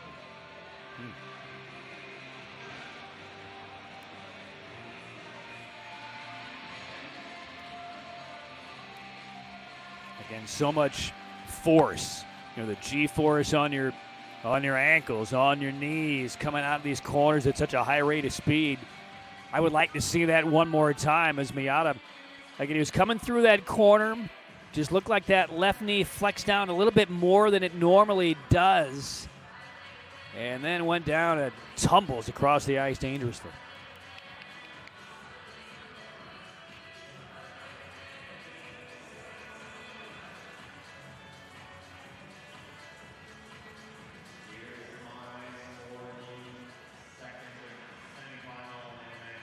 So there are the results of the opening semifinal. D'Angelo 41-109 right now is on the clock. We'll see if that holds up. One last semi in the men's 500. They are scheduled to resurface the ice again after these semifinals. There's a look at the starting five. Dubois, two Americans, Hio and Howard, Zhang Yuchen of China, William Matsubayashi of Japan. We just saw his teammate go down.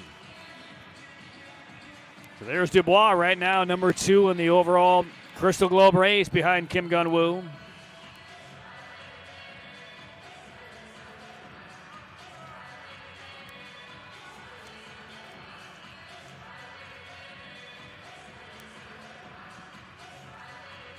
But again, it was Kim Gun-woo who just went down with that left shoulder injury a few minutes ago.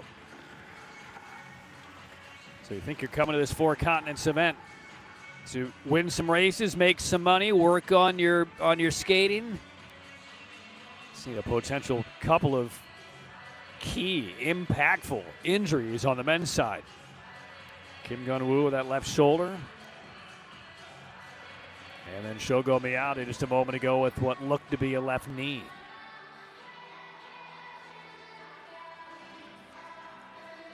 So that'll give Dubois just a little bit of pause, right?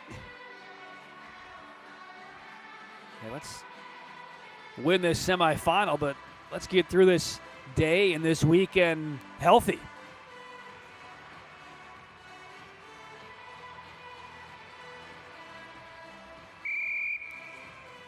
Marcus Howard.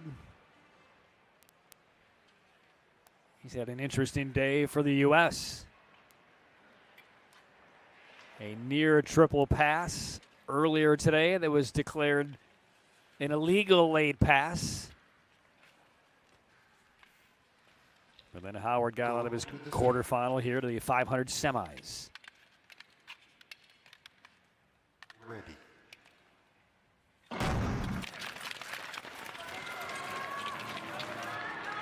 Andrew Hio, silver medalist last year at the Four Continents. Hio in helmet 65 for the U.S. Dubois gets out briskly. Hio second, Zhang third, and then Matsubayashi and Howard. 2 laps left. Dubois and Hio. And the bell for Dubois and the rest of the bunch. Hio drafting. And the final corner, Hio will protect and finish second. So Dubois and Andrew Hio are into the A final. That's a good finish there for the U.S. Matsubayashi and Zhang photo for third.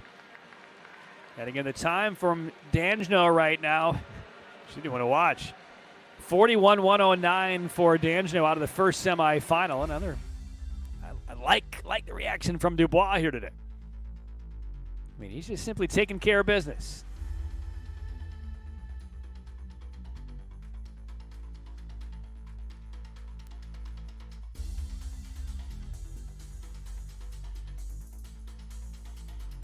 So Dubois putting himself in position for a multiple medal first day in Laval.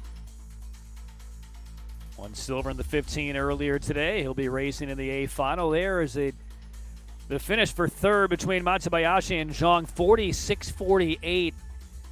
So Matsubayashi gets up, and that's going to be good enough to move him through. So that will knock D'Angelo off of the bubble, and he will skate in the B final instead. So Matsubayashi will advance. 43.09 for Dubois. That's about 0.3 of a second faster than his countryman Pierre Gillet, who won the opening semi. So top half of that list heading to the A final. Pierre Gillet, Zaksubaya, Dubois, Hio, and Matsubayashi. And the bottom 5 to the B final, which includes Park Ji-won, William D'Angelo, and Marcus Howard. Now again, Miata, who went down, did get advanced to the B final, but doesn't look like he's in any position to continue, so very likely we'll see him scratch out. So we'll take a break. They will resurface the ice, and when we come back, the finals of the 500. B and A finals for the women, B and A finals for the women, and then the men coming up. So stay tuned as the ISU Four Continents Short Track Championships from Laval continue.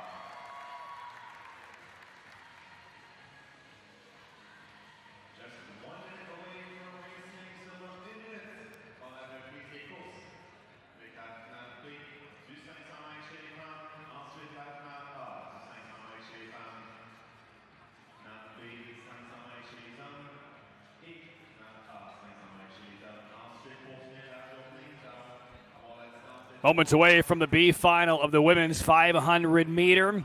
Then the A final will follow. Then we'll switch over to the men for the B and A finals.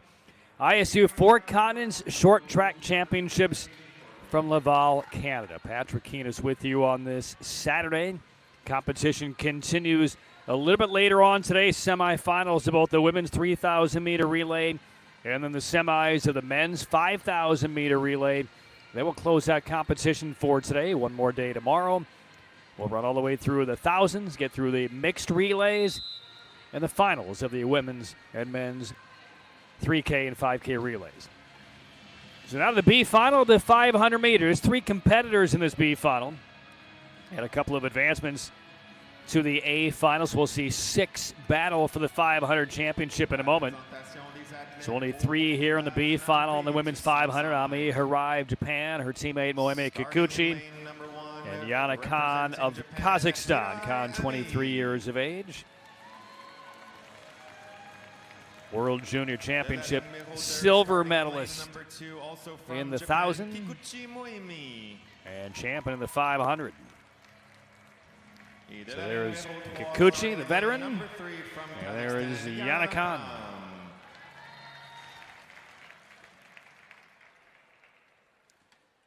So 3 to the line for the B final. To the start.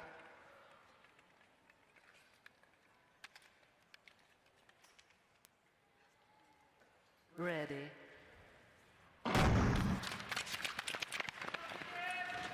So to the first corner, Hirai will win it. Kikuchi right now is second. 4.5 laps for the B final.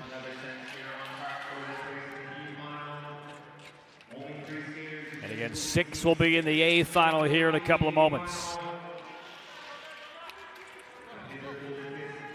And Japan will have its third skater, Watanabe, in that A final. Khan up into second, slipping past Kikuchi. We'll see review, though, some contact made.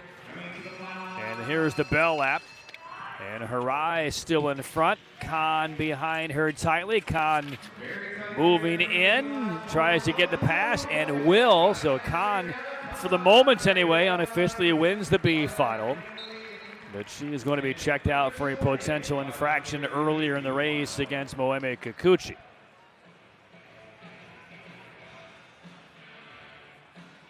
So a couple of things they'll take a look at. The contact involving Yana Khan and maybe a late pass. We'll see how the video crew breaks it down. Khan in that pink helmet to the back. So right here is where some contact was made. It's kind of bullying her way through Kikuchi.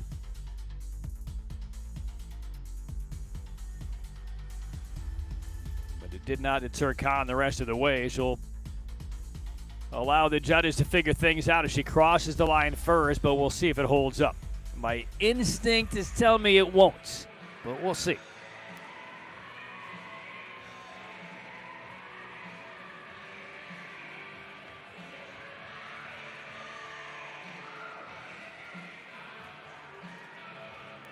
Anxious look by Yana Khan up toward the scoreboard. Will it hold up? Will it not? Tell you, if it does, it'd be a very nice B final finish for Yana Khan.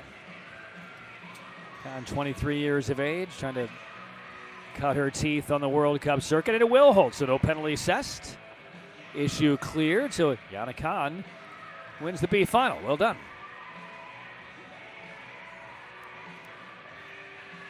So now to the A final.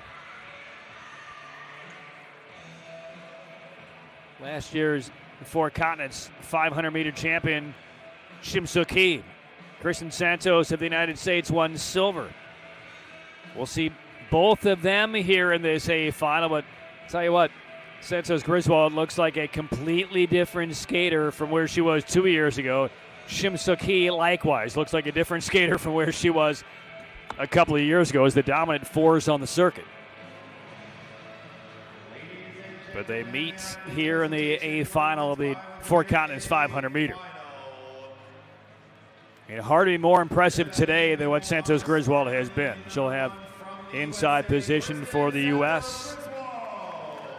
4 medals in the Four Continents last year. silver in the 15, silver in the 500, bronze in the 3,000 relay, and then gold with the mixed. Prior to Santos Griswold's win in the 1,500 earlier today, that mixed relay gold was the only gold claimed by the U.S. at the Four Continents. There's Park Ji-won. One of two Koreans in this A final. Park wears the helmet 85. And there is Shim Soo-ki, overall world champion in 2014. She's top 15 in the table right now through the first couple of weeks of World Cup action.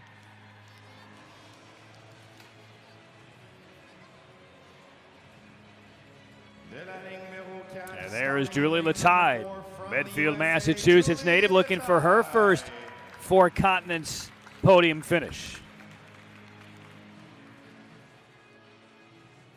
6 in the field. Certainly a medal contender for the U.S.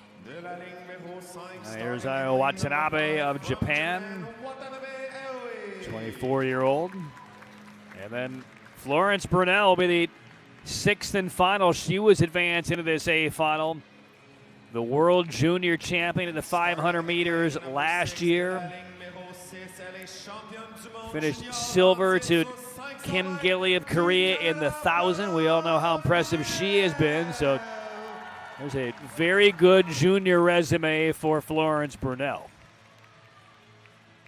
So she is in the A final of this women's 500, but she'll be in the very outside starting position, which is going to make it very tough on anybody, no matter how much top-end early race speed you have. I'd be curious to see how aggressive that Brunel is from that 6-hole. Diving in toward that first corner. Now, we all know what the strategy is of Santos Griswold. If she gets free and clear early, look out. Because I don't think there is any speed that's going to remotely be able to keep up with Santos Griswold if she gets out early.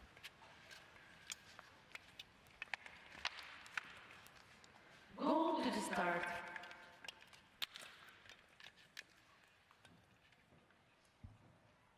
Ready.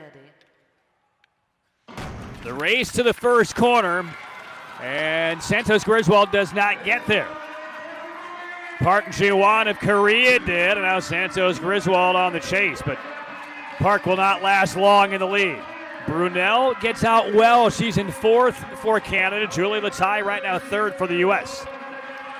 And some contact with Latai and Brunel in that 3rd position. Latai swings wide, got bumped a bit. That will be reviewed. Santos Griswold, meanwhile, already well ahead of the field. The bell for Santos Griswold, and 5 seconds away from her second Four Continents gold medal in an hour. And Santos Griswold a double gold on the first day here in Laval. Park finishing 2nd, Latai up for 3rd. So 2 Americans on the podium if it stands up. Contact involving Brunel and appearing to be Latai earlier in the race. But the above-the-fold story is helmet 5 of Santos Griswold. What a day. Far from over here in Laval. You thought it might be a different race when Park beat her to that first corner, but that didn't last very long. The very first back straight, Santos Griswold hustled her down and made this pass, and it was 30 seconds to the top of the podium for Santos Griswold. And the contact there, Latai and Brunel, that is going to be reviewed. Looking at a potential arm block, and from the officials' liaison communication we're getting, it looks like they're looking at a potential penalty on Latai against Brunel. And if that is what is adjudicated, that would knock Latai off the podium. That'd be a disappointment for sure. No disappointment for Kristen Santos Griswold. Working on her doctorate in physical therapy at the University of Utah. I mean, she's been on the road 3 weeks with the team, taking exams, studying at night after training is over. Was recently married about a year and a quarter ago. A lot going on for right now, the absolute star of the United States short track speed skating program.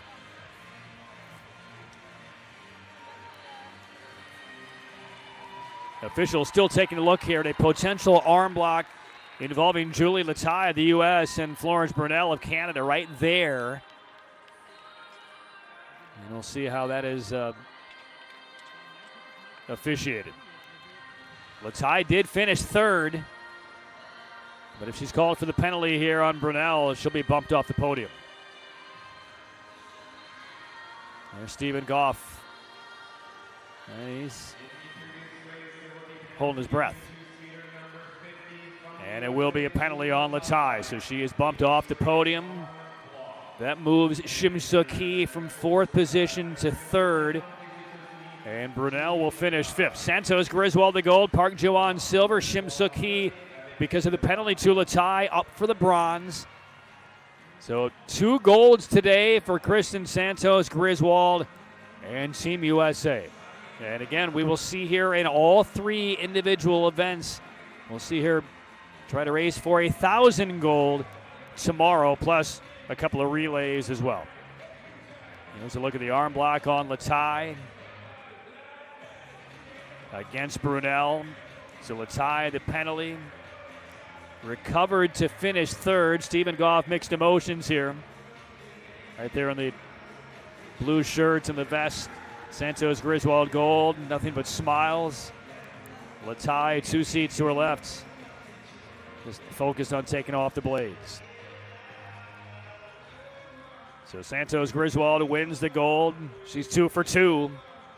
And we kind of put it out there right as we came on the air that this could be really a banner weekend for Santos Griswold. Still has to execute, still has to win her races, still has to win in the A final. But with the form that she's in, and with the skaters who are not here, with the speed that she has against the competition she'll see over the course of the weekend, things are slotted up for Griswold. I mean, she may clear the table here this weekend. It's that possible. So now we head on to the B final on the men's side.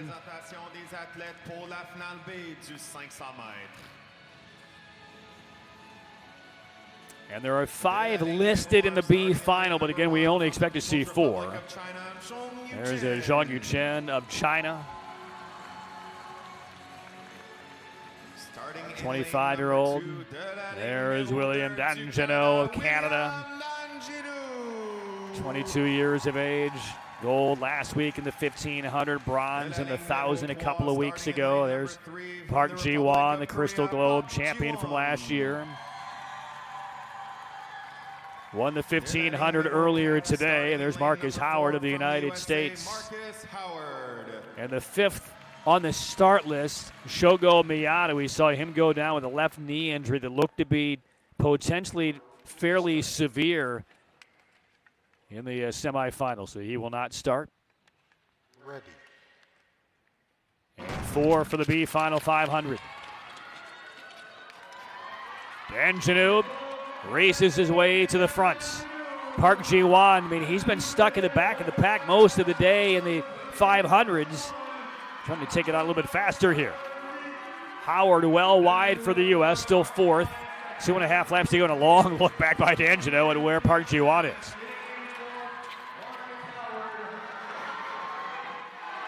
Park Ji-won trying to squeeze his way through and does.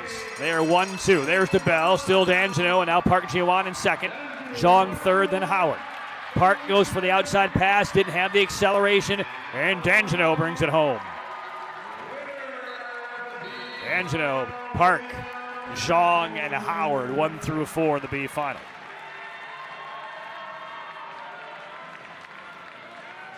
So the Canadian flag being shaken in the stands proudly as Danjanu claims the B final. He's got charisma, unquestionably, and he has a very good future for Team Canada. Only 22. He's having a great 3 weeks in Montreal and now in Laval.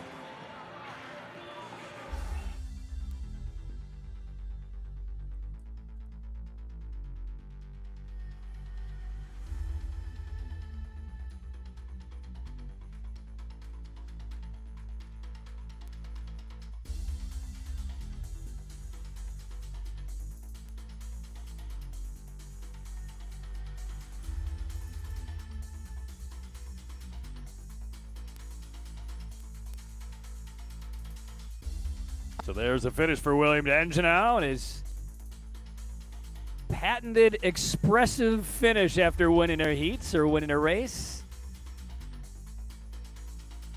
It wasn't as demonstrative as the one we saw last week, but the one we saw last week resulted in a gold in the 1500 in a World Cup. So choosing to have a muted B-final celebration. And the results. 42-47 for Dangenau. Park and Zhang round out the top three.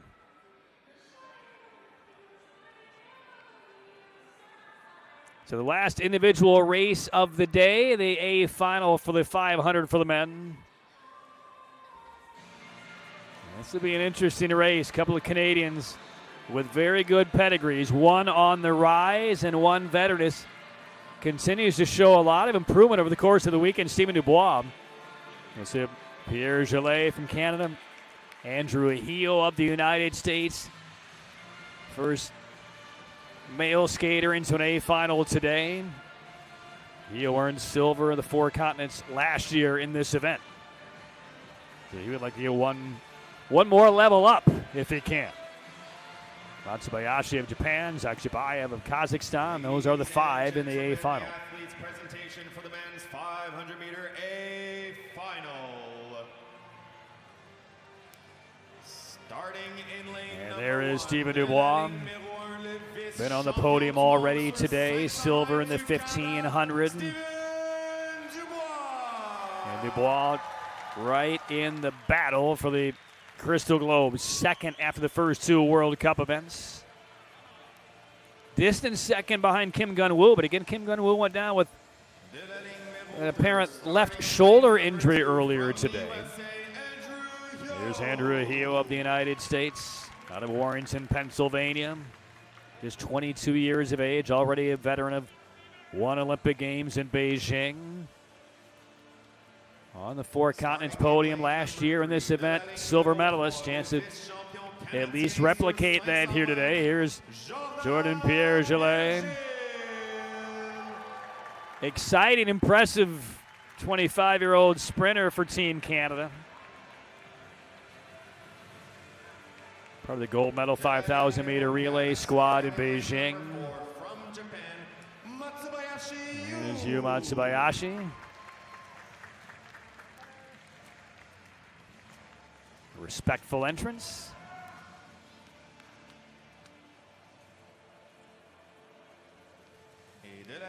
And here's Zakshibayev of Kazakhstan. From Kazakhstan, Merced Zakshibayev.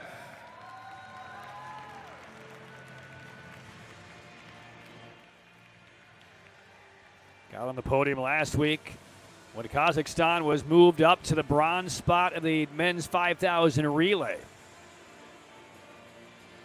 Talking about a long road trip for Zakshibayev and his teammates. A long trip back because Kazakhstan's team does not go very deep. We talked about the Chinese squad basically interchanging 8 or 9 different skaters from what we saw last week to this week. Not the case with Kazakhstan. Basically the same crew that they've been skating for the last 3 weeks. So they're called to the start for the A final of the men's 500. Dubois will have inside position. Go to the center. Hio right next door. And watch Pierre Gillet and his speed off the start line. It's a race to that corner. Dubois wins it.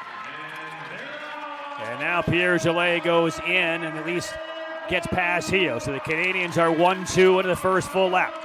But Dubois speeding ahead aggressively. Taking this one out hard. Hio third. 2 laps to go, still Dubois. Pierre Gillet trying to hunt him down. Hio staying a close third. There's the bell. It's tightening up. Dubois, Pierre Gillet, and Hio. 1, 2, 3. Final corner. Stephen Dubois, a move on the inside. Pierre Gillet, very close. Looked like Dubois barely held him off. Tight finish. Hio up for bronze for the U.S. And the Canadians go 1-2. Dubois and Pierre Gillet. Dubois looked to be in control of that race the whole time, but I think he knew that a move from his teammate was coming. And it did out of that last corner. Dubois just gave Pierre Gillet just a slight bit of room to his left on the inside. But Dubois just had enough and pips him at the line.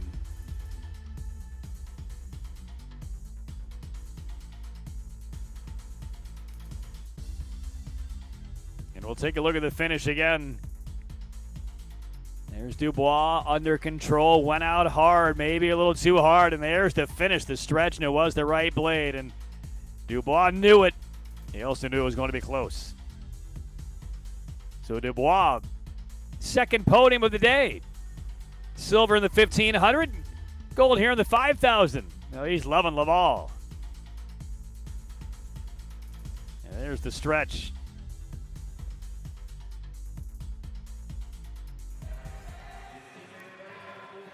Oh, it's a good day for Steven Dubois. Silver, now gold, and how about that? Both teammates extremely happy for one another, finishing 1-2. Andrew Hio for the United States onto the podium. Silver last year in the 500, bronze this year. Still, that's going to be a finish that Stephen Goff, head coach of the U.S., will be very, very happy with. Sebastian Cross certainly will be thrilled with the outcome for Canada. Dubois, Pierre Gillet, Hio. Gold, silver, bronze. So that's going to wrap up the individual portion of day one here in Laval. You see the distance classification for the 500 as a result of the records we saw here today.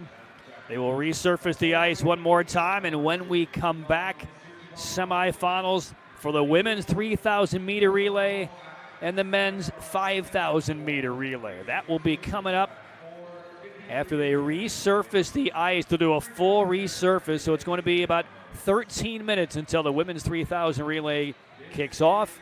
So for the moment, Patrick Keane is saying thank you for watching. Stay tuned. Relay semifinals are on the way 13 minutes from now.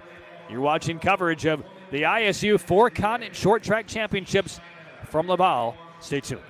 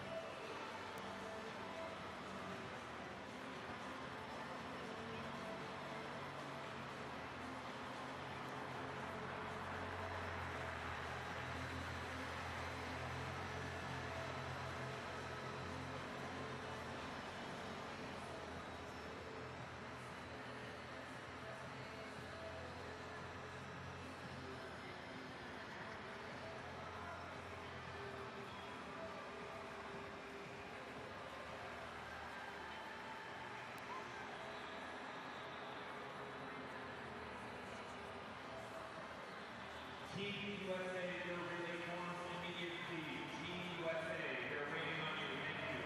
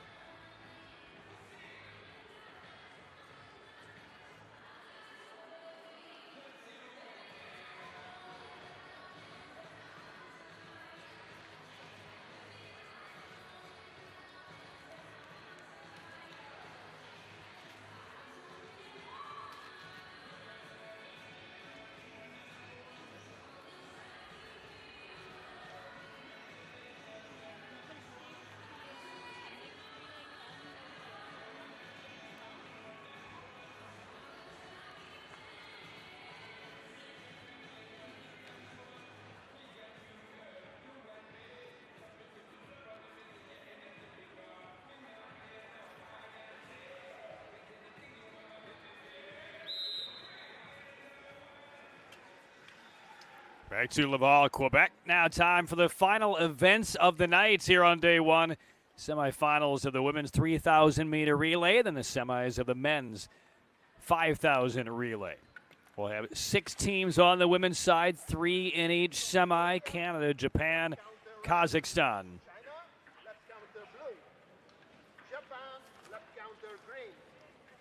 And there you look here, the first semifinal, Korea, China, Japan. We'll see Canada, the U.S., and Kazakhstan coming up in the second women's semi.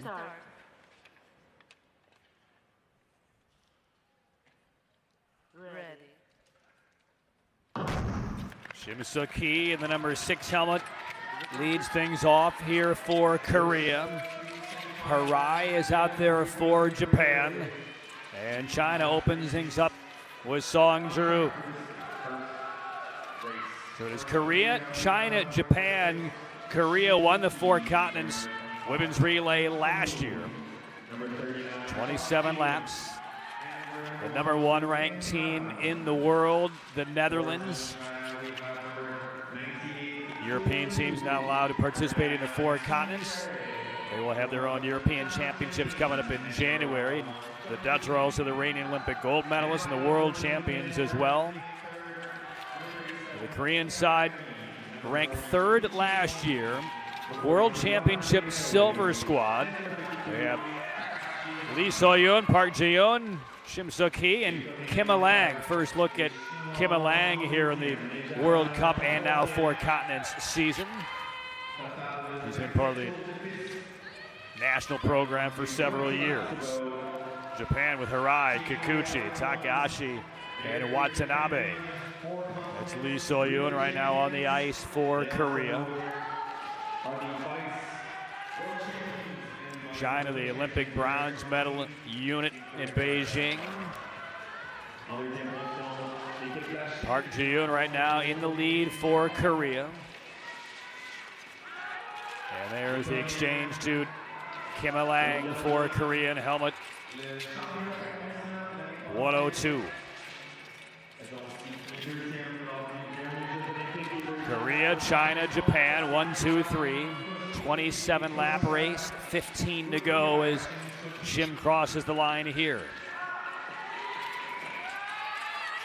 Song trying to make a move around Shim, unable to do so. So Korea still in charge, clean exchanges.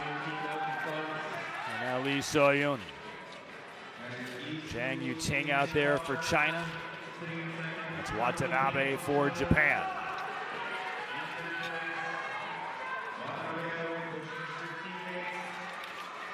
No real attempts at passes yet. Park Ji-yeon with the exchange to Kim Il-lang. Korea still in front. We'll see the Canada, USA, and Kazakhstan in the second semi. Top 2 head of the A final. Now China on the move by Song Jiru in front of Korea for the first time in this race. Harai at the back for Japan. Here's the exchange. 8 laps to go. Korea back on top. Lee So-yeon out ahead of Zhang Yuting. Park Ji-yeon out there for Korea. They will take a look at 1 review at minimum in this race. Inside 6 laps to go. Still Korea, China second, Japan third.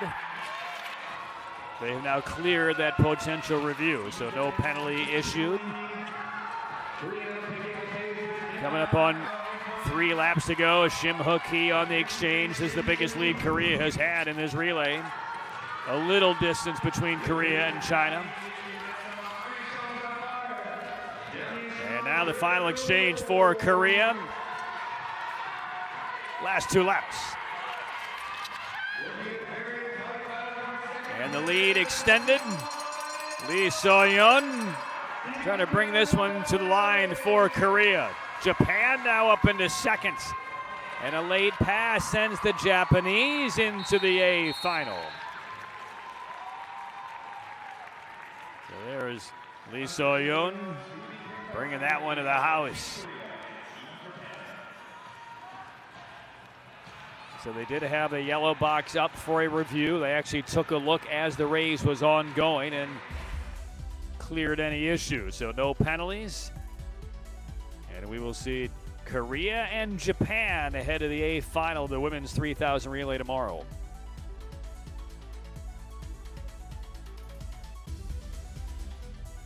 Didn't see really any dust-ups at all, unlike the mayhem we saw on the ice in the women's relay last week in Montreal, where basically all teams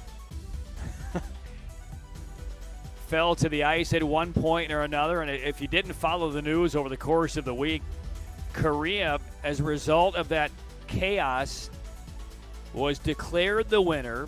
The Dutch were second, the U.S. third. Frankly, I don't think anybody was 100% certain that was going to be the final, but the Dutch did protest, and they went back over the course of the week with all the transponders and the timers and the lap counters, etc., and determined that Korea had not crossed the line with that time with a fall on the lead lap. So the Netherlands were promoted to the gold. Korea earned the silver. They were knocked down from the gold. U.S. maintained its bronze. So in case you missed any releases, the press release sent out by the ISU a couple of days ago, if you only followed the event last Sunday and thought that was done, it was not. It was overturned, and the Dutch were declared the winner. They went through with the medal ceremony and everything, and only, I believe it was Wednesday of this week, did they finally readjust the final results from that women's 3,000-meter relay last weekend. So now on to the second semifinal for the women's 3,000 relay. There's Kristen Santos Griswold. Do you think she's had enough fun for the day? Probably not. She will be part of this USA relay, winner of the 1,500, winner of the 500 gold in both of those events earlier today. And there's the first exchange from Julie Latai to Kristen Santos Griswold. Eunice Lee and Louisiana Stahl round out the American team. Blais, Brunel, Motsmany, and Siro are going to be out there for Canada. Azgalyaeva from Kazakhstan, Khan, Tikhanova, and John Busanova out there for Kazakhstan. So again, two of these three will move on to the A final, joining Korea and Japan tomorrow.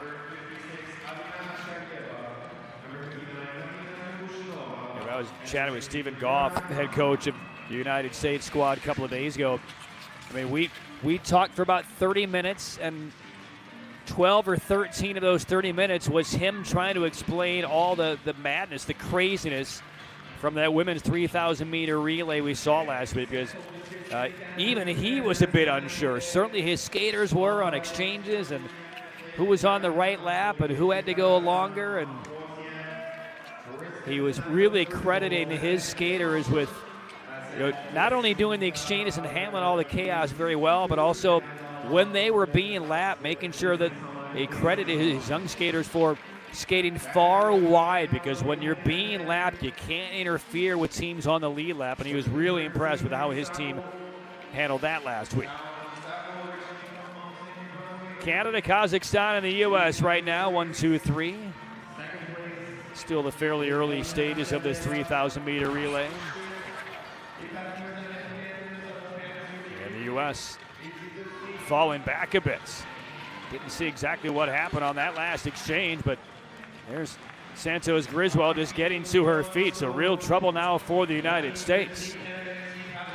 Blais is out there with Khan on the lead lap, Canada and Kazakhstan. I mean, right now, the U.S. in deep trouble of advancing. And if there are no issues with the skaters in front of them with Canada and Kazakhstan, the U.S. will be out. They're a couple laps behind. It's Motsmany on the ice for one of the first times in this World Cup / four-continent season. Kazakhstan with the lead. There you see the United States again playing wide after they were lapped. They didn't want to interfere with the lead lap exchanges. And now the U.S. 3 laps behind.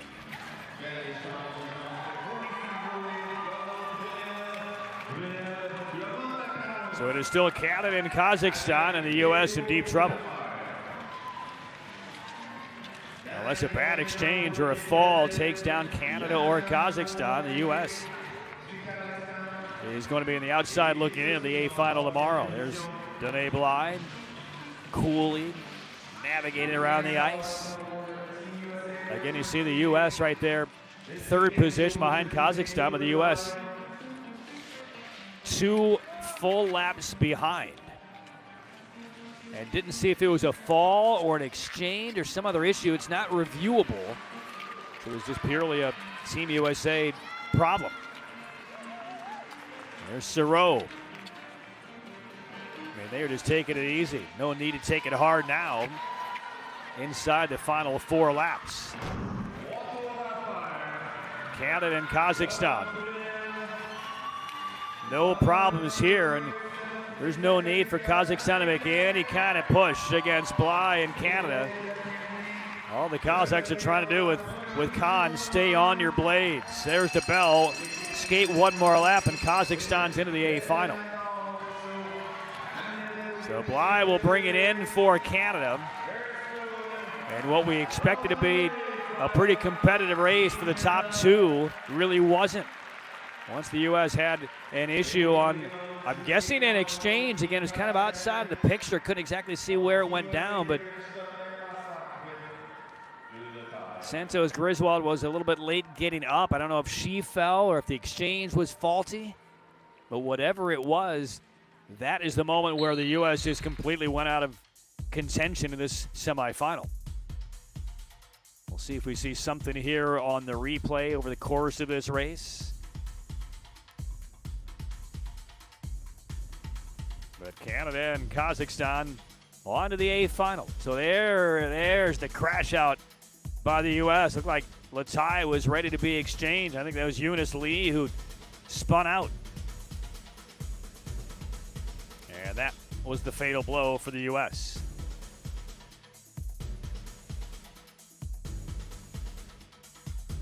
So no problems with Team Canada. Danae Blythe brings it in. Won the bronze earlier today in the 1500. So Canada on to the A final. Silver medalist last year at the 4 cons. U.S. earned bronze, but there'll be no A final for Team USA this year.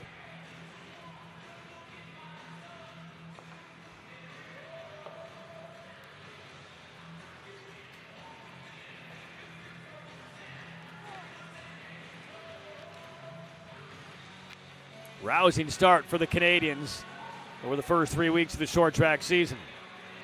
And a lot of, I don't want to say newcomers because they've been on the team within the program for years, but just kind of given their opportunity to break out. And see the final results. Canada, Kazakhstan through, the U.S. basically 3 laps behind. So there are the 4 teams heading to the A final tomorrow: Korea, Japan, Kazakhstan, and Canada. China and the U.S. will be the only 2 into the B final. So now skaters on the ice getting loose for the first of 2 semis of the men's 5,000 meter relay. We'll see Canada, Japan, Kazakhstan. And then the second semi, China, Korea, and the U.S.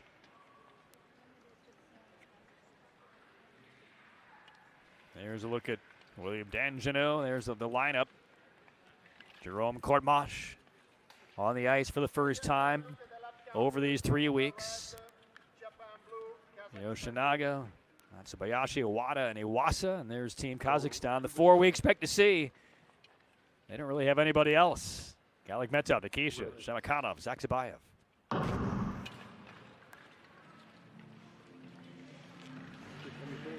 So the 5,000 meter relay underway. 45 laps as we roll.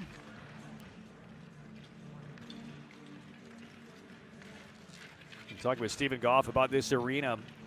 Again, the first international level event being hosted here in terms of short track here at Place Bell. But over the last few weeks, as the teams have been competing in the first couple of World Cup events in Montreal, this location here in Laval has been where basically the rest of Team Canada has been working out regularly. It was very tough to find practice time and ice time at other rinks in the area in Montreal, but this location here, the Place Bell in Laval, again, it's about 30, 35 minutes depending on traffic on getting here. This is where the developmental squad for Canada, the next-gen squad for Canada, the extras on your team just getting their work in. This is where they train, so they've had plenty of ice time on a regular schedule, unlike the other countries coming in for the first couple of World Cups. Got a very nice facility, opened 6 years ago.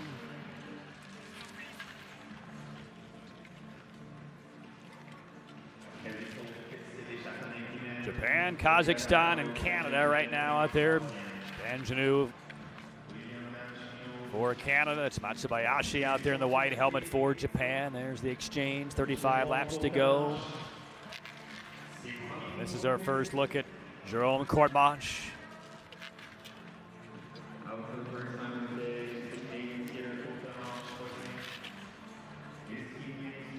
There's Stephen Dubois on the exchange. Dubois has had a massive day, just like Kristen Santos Griswold. Dubois just won gold in the 500, silver in the 1500 earlier today. Those are the only two skaters to be on the podium in each of the two individual events today, Santos Griswold and Dubois. And then looking ahead to the 1,000 tomorrow, Santos Griswold will be in the second of 4 quarterfinal heats. Dubois will be in the second of 4 quarterfinal heats in the 1,000.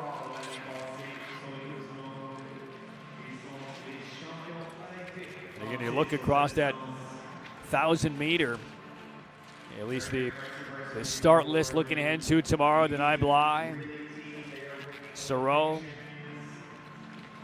Maybe Santos Griswold would have to be probably the absolute favorite to win the 1,000 tomorrow. Now on the men's side in the 1,000, you have Dubois in one heat, Park Ji-won in another, Danjanu, Kim Gun-woo if he's able to go. Again, if you're watching earlier today, he went down with what looked to be a left shoulder issue.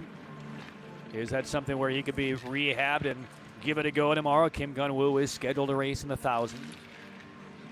As far as the depth of the field in the 1,000, the women's side, I mean, it really favors Kristen Santos Griswold with a shot at gold at all 3 individual events. That's why it's disappointing Team USA will not get into the A final of the women's relay. That will cost Santos Griswold a chance of getting on that podium as well.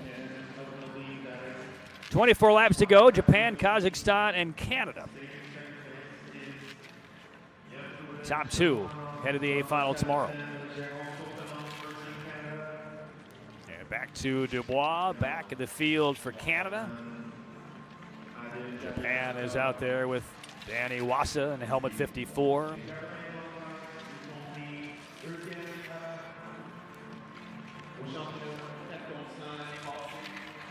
Yoshinaga now for Japan, paving the way. Kazakhstan seconds. Kazakhstan earned bronze last week in the men's 5,000. Canada was silver. China, we will see them in the next semifinal. They won gold, but again, the Liu brothers are not here this weekend in Laval. So China will be out there with Li Wenlong, Liu Guanyi, Zhang, and Zhu. It's practically a brand new Chinese relay team this weekend here in Laval. The U.S. will have Sean Shuai on the ice for the first time. He joined the team earlier this week. We'll see him as part of the men's 5,000 relay for the U.S. coming up in a couple of minutes. So a lot of new names.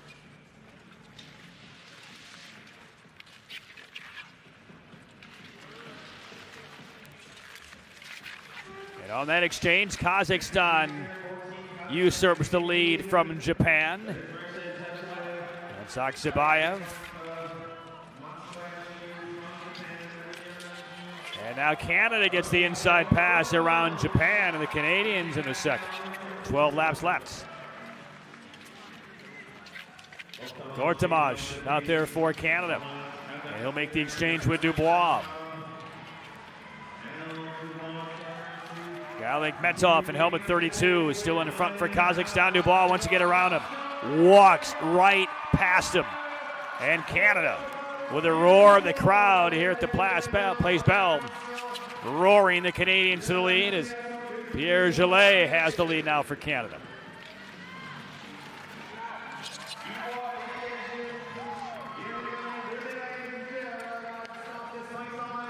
Coming up on 7 laps to go. Back to Kortemaz for his last rotation.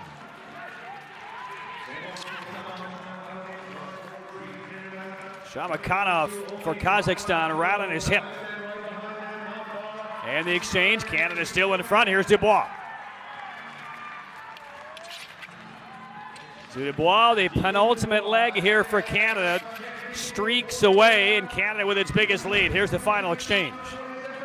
Kazakhstan second, Japan a close third.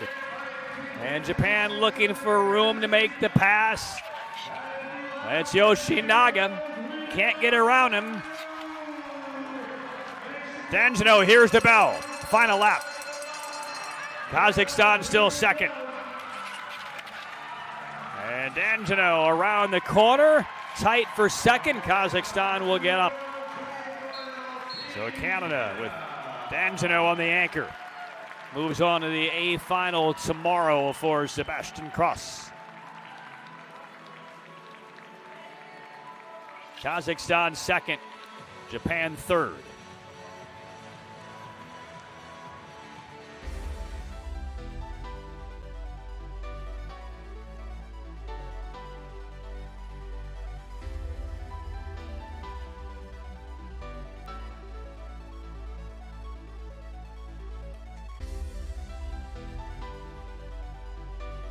So nothing appears to be reviewable over the course of this opening semifinal.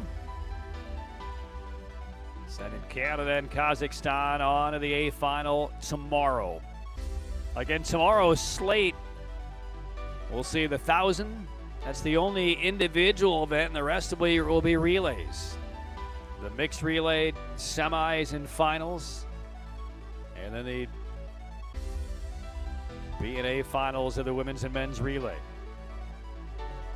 So that is tomorrow as we close things down, and then the short track circuit will go dark for a few weeks. We'll return December 8th through the 10th in Beijing. That'll be the first opportunity for the Liu brothers to skate on Chinese ice as members of Team China as we get a look at the results. Japan in the B final tomorrow. So back-to-back weeks, Beijing and Seoul in the middle of December. We'll have all that coverage for you. So now the last semifinal, top two of these three ahead of the A final, China, Korea, and the U.S. And again, China, gold last week in Montreal. The world champion Chinese squad, currently ranked number 2 in the world. Korea, the number 3 team in the world currently. And there's a look at the U.S. squad. Andrew Hio in helmet 65, just earned bronze in the 500 a moment ago. There's Liu Ganyi. And a look at the Chinese squad. Go to the start. Ready.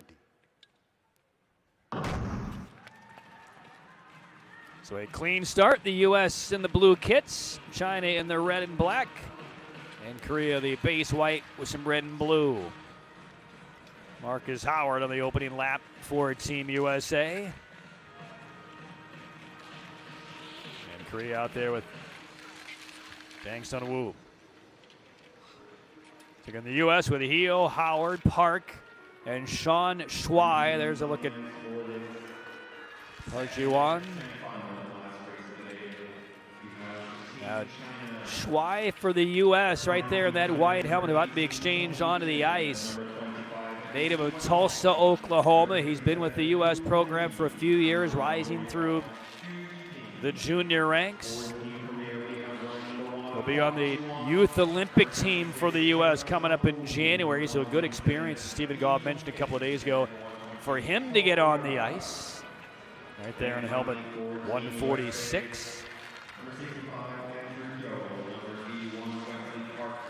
Number 82, Marcus Howard. And number 146, Sean Choi.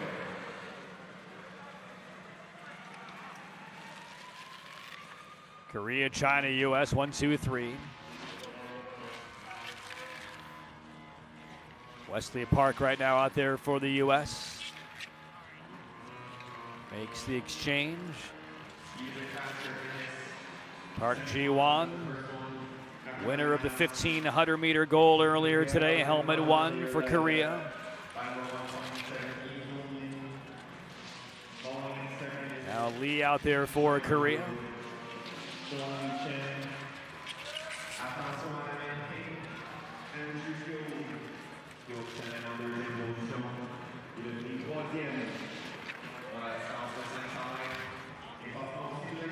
There goes the U.S. out to the lead. Hio on the exchange to Shuai. So Shuai out there. How's this feel right now? Leading a relay. In his first event, Korea, the easy pass. And the U.S. now second, China third. Quick exchange for the U.S. right there. Wesley Park back on the ice.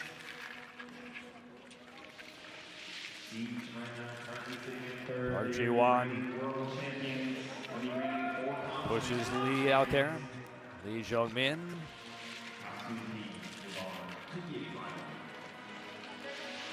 Inside the final 30 laps. Marcus Howard, helmet 82 for the U.S.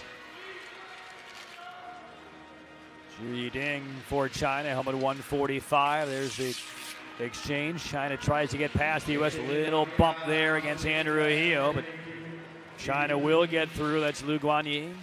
Shoulder to shoulder there. Athlete, second place, 2:14.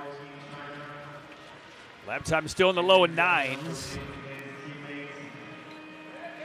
We'll drop into the low 8s in the final few laps.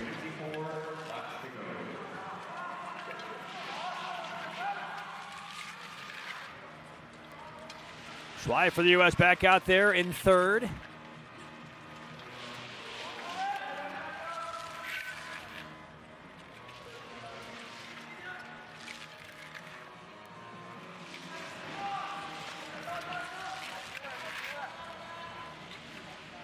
Canada, Kazakhstan already into the A final tomorrow.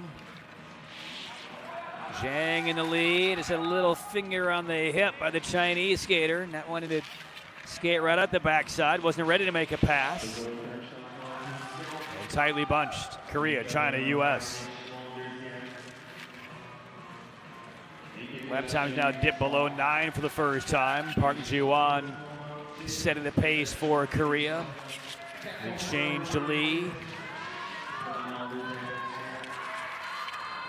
Zhang Yuchen, helmet 18 for China. Now the laps pick it up. Let's see if the U.S. can hang in.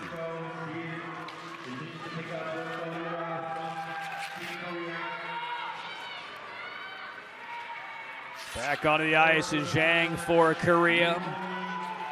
Marcus Howard efforting to stay close. The key for the U.S. is when Shuai gets back out there. If the U.S. can maintain its at least distance between them and the top two teams. It's a big ask. Park Ji-won, the exchange to Canada. Or probably to Lee of Korea. And there Shuai is out on the ice, still third. Digging after China right in front of him, doing a nice job. And the exchange from the U.S. Wesley Park closing in on China inside the final 10 laps.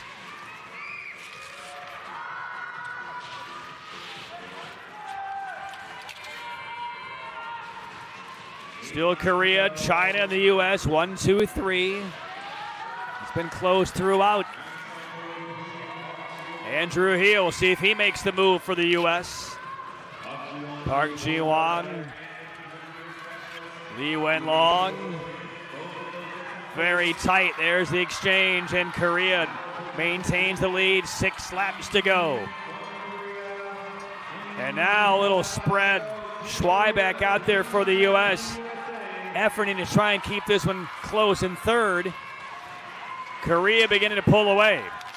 China trying to defend against the U.S. inside 4 laps. And the exchange for Korea, 3 laps to go. They'll have 1 more. So Zhang will make the exchange. Park Ji-won is out there for Korea, and the U.S. does slide past China, and China takes it right back. Here's the bell. The battle is for that second spot. Korea in charge, and China is going to get past the U.S. And on this last corner, Team China into the A final. Game effort by the U.S. Did take the lead into second place with about 4 laps to go, but effectively gave it right back.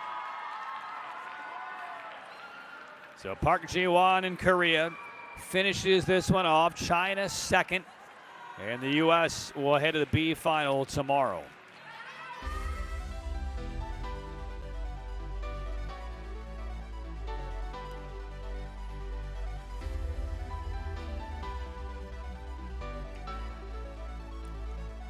So Korea and China will join Kazakhstan and on the home ice, Team Canada tomorrow for the men's 5,000 meter relay, A final.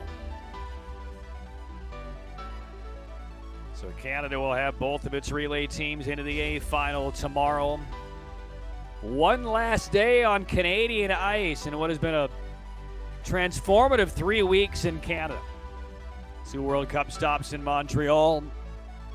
Big performances last week by Canadian skaters, and now here in Laval, international level event for the first time at the Place Bell Arena. Stephen Dubois, Jordan Pierre-Gillet, gold and silver in the 500 earlier today. Dubois, silver in the 1500.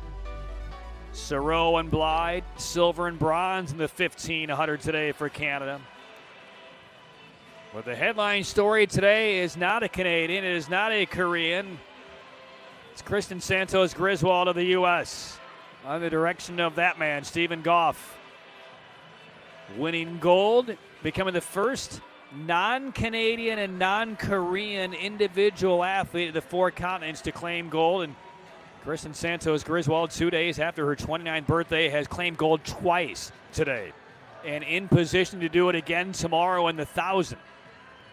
Here are the final results of the second semi. So the 4 teams heading to the A final tomorrow in the 5,000, Canada, Korea, Kazakhstan, China, Japan, and the U.S. will go a heads up in the B final tomorrow.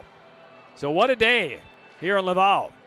The Canadians acquitted themselves very, very well. A couple of big injuries. Kim Gun-woo going down with what looked to be a left shoulder injury.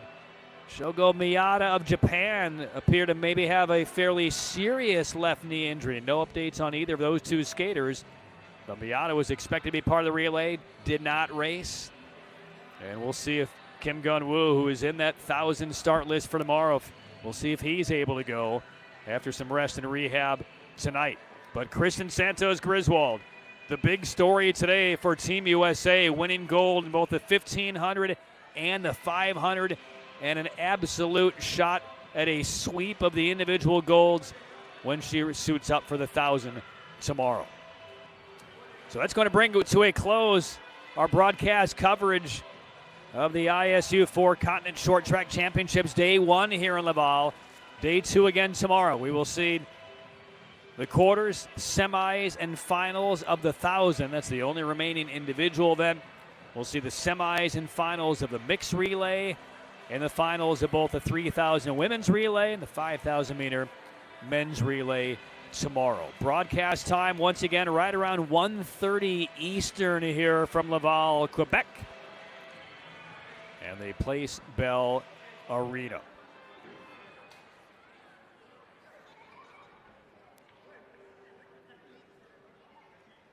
So the fans continue to hang out on what has been a very, very busy day. The medal ceremonies are on the way.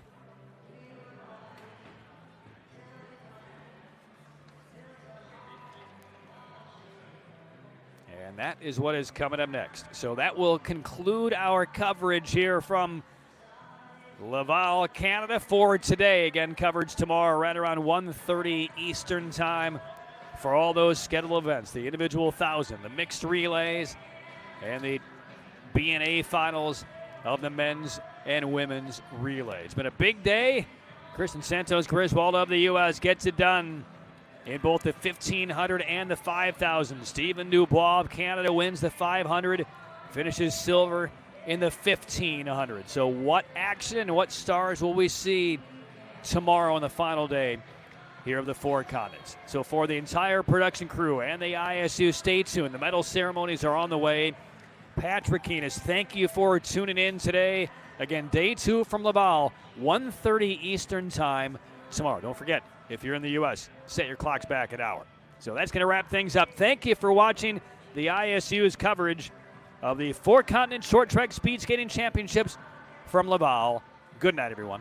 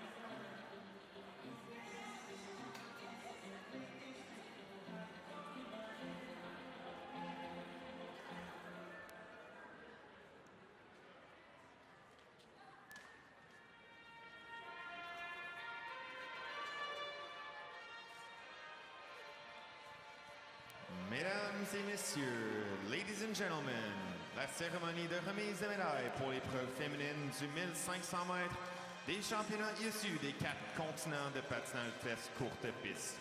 The medal ceremony for the Women's 1,500 meter four-continent short track speed skating championships. Les médailles seront présentées par le représentant de l'ISU. Medals will be presented by the ISU representative, Mr. Stoicho Stoichev, et accompagné par l'arbitre en chef, accompanied by Chief Referee, Mr. Alessandro Mori. En troisième position et gagnante de la médaille de bronze, in third place and winner of the bronze medal from Canada, Danae Blais.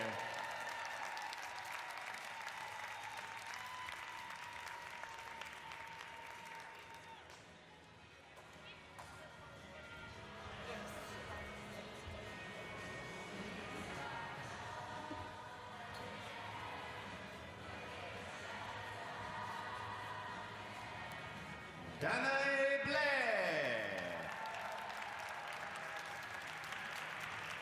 En deuxième position et gagnante de la médaille d'argent.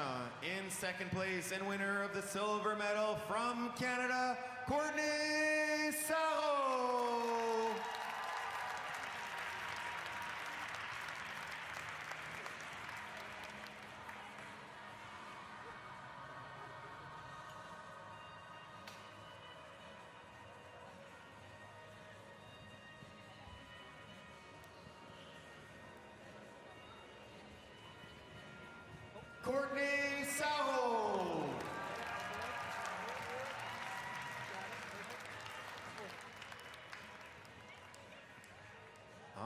première position, gagnante de la médaille d'or et championne 1500 mètres des 4 continents.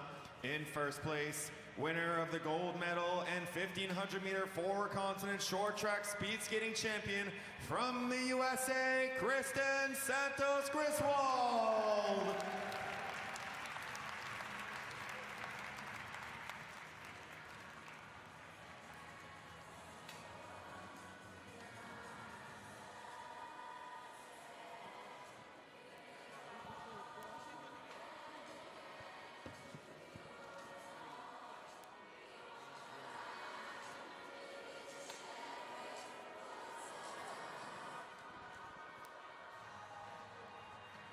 Kristen Santos Griswold.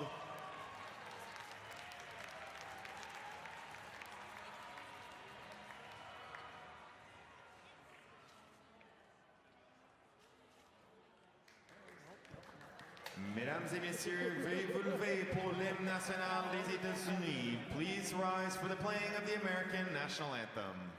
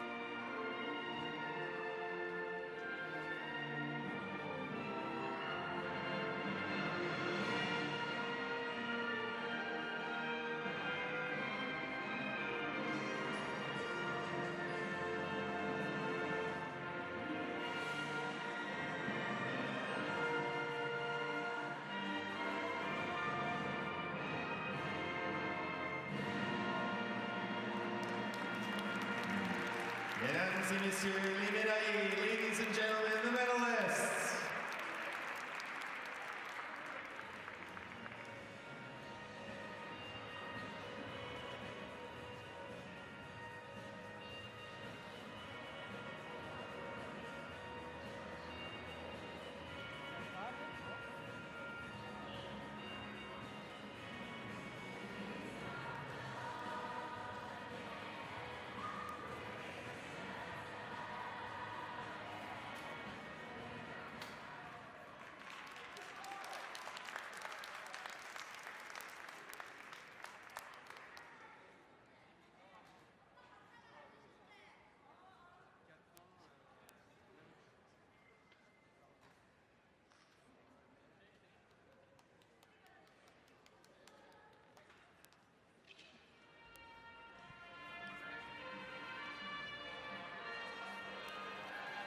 Mesdames et messieurs, la cérémonie de remise de médailles pour l'épreuve masculine sur 1500 mètres des championnats des 4 continents ISU. Ladies and gentlemen, the medal ceremony for the 1500 meters at the 4 continent short track speed skating championships. Les médailles seront présentées par le représentant de l'ISU. The medals will be presented by the ISU representative, Mr. Stoichos Stoichev, et accompanied by the chief referee, Mr. Alessandro Mori. En troisième position et gagnant de la médaille de bronze. In third place and winner of the bronze medal from the Republic of Korea, Kim Gun-woo.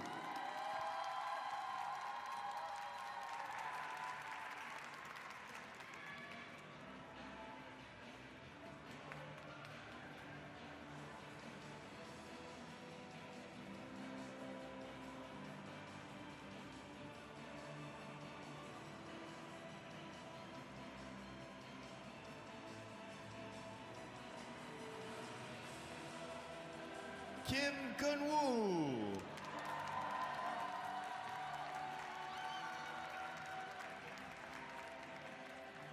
En deuxième position et gagnant de la médaille d'argent. In second place and winner of the silver medal from Canada, Steven Dubois.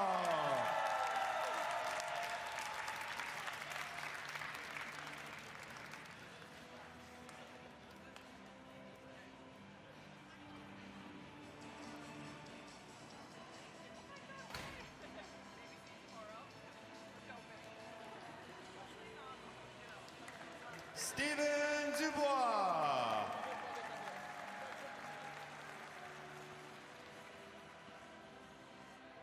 En première position, gagnant de la médaille d'or et champion des 4 continents aux 1500 mètres.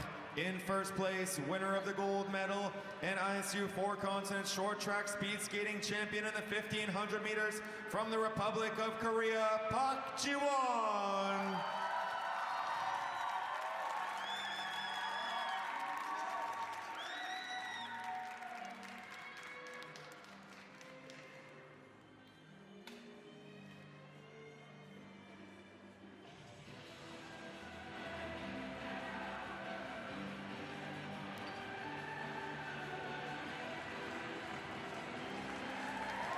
Park Ji-won.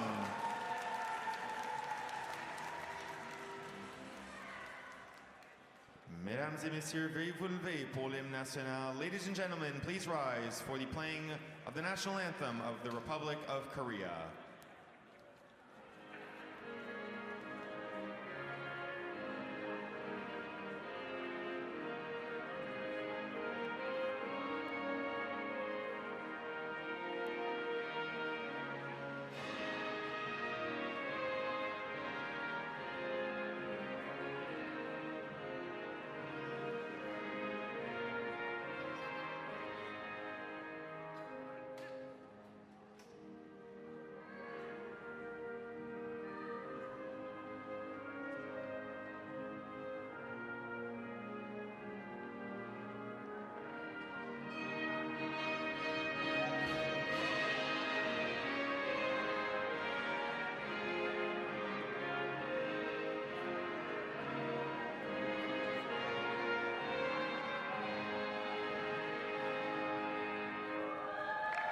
Mesdames et messieurs les médaillés, ladies and gentlemen, the medalists.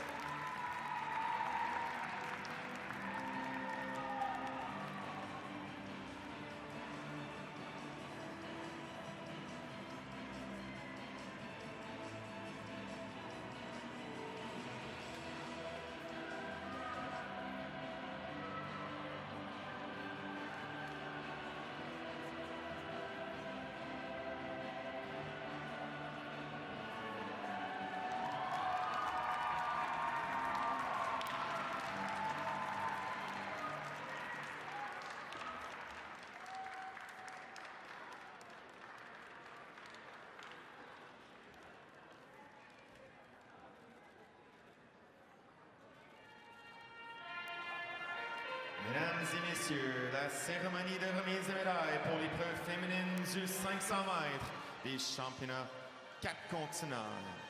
Ladies and gentlemen, the medal ceremony for the 4 continent short track speed skating championships for the 500 meters. Les médailles seront présentées par, the medals will be presented by the ISU representative, Mr. Stoicho Stoichev, accompagné par l'arbitre en chef, accompanied by the chief referee, Mr. Alessandro Mori. En troisième position et gagnant de la médaille de bronze. In third place and winner of the bronze medal from the Republic of Korea, Shim Soo-ki.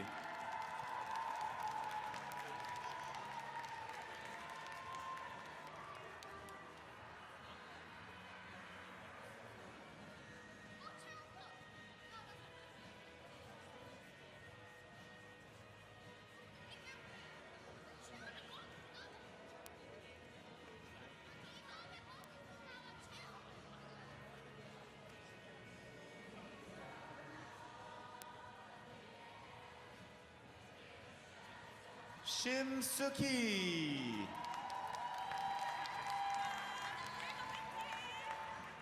En deuxième position et gagnante de la médaille d'argent. In second place and winner of the silver medal from the Republic of Korea, Park Ji-won.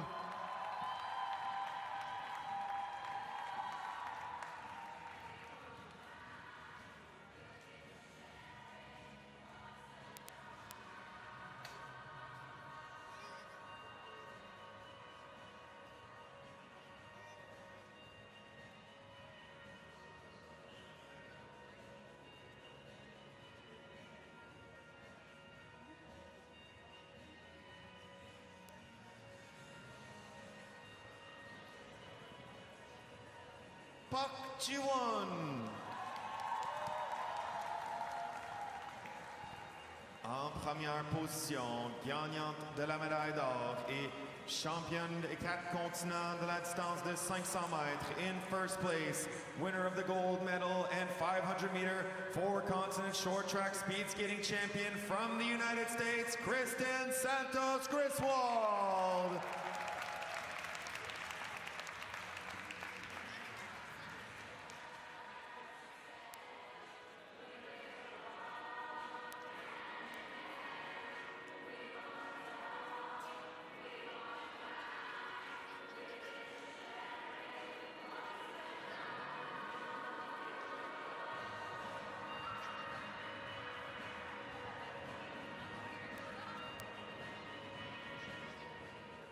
Kristen Santos Griswold. Mesdames et messieurs, veuillez vous lever pour l'hymne national des États-Unis. Ladies and gentlemen, please rise for the playing of the American National Anthem.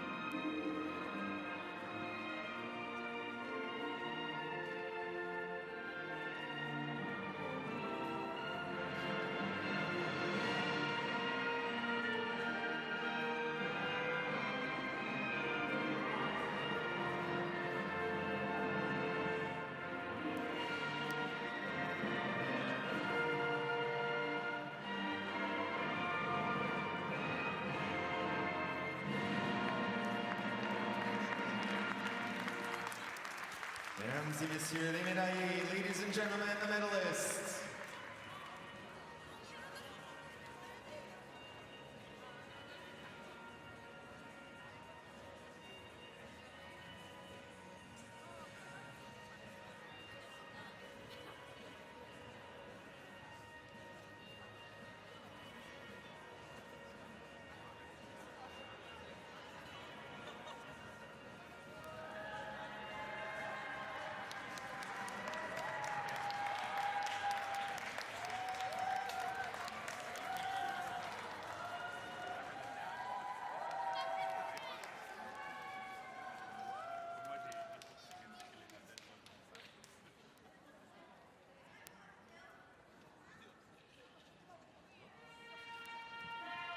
Mesdames et messieurs, la cérémonie de remise de médailles pour l'épreuve masculine du 500 mètres des championnats des 4 continents.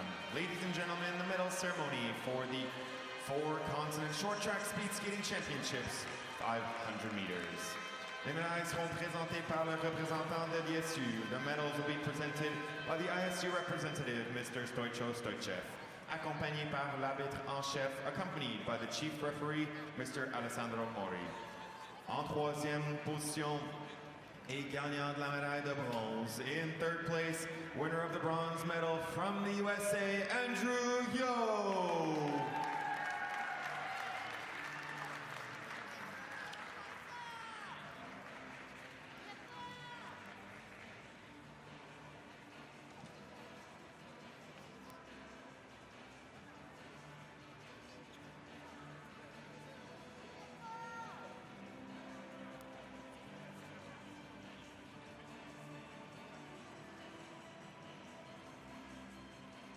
Andrew Hyo.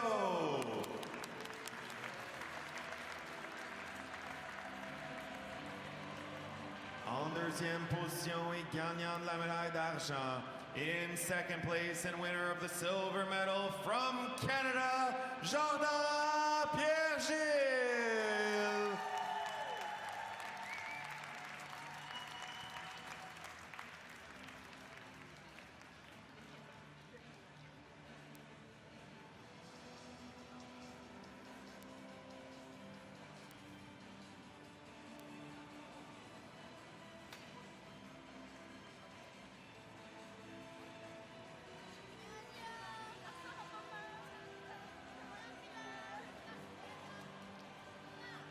Jordan Pierre-Gilles.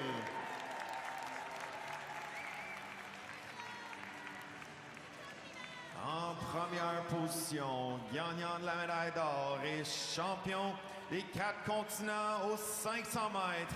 In first place, winner of the gold medal and 500-meter four-continent short track speed skating champion from Canada, Steven Dubois.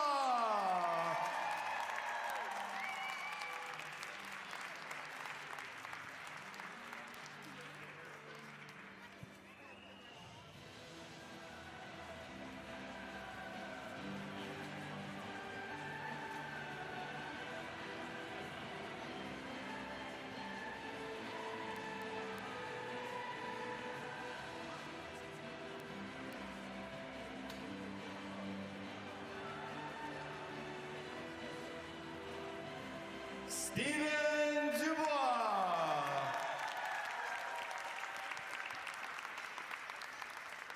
Mesdames et messieurs, veuillez vous lever pour l'hymne national du Canada. Ladies and gentlemen, please rise for the playing of the Canadian national anthem.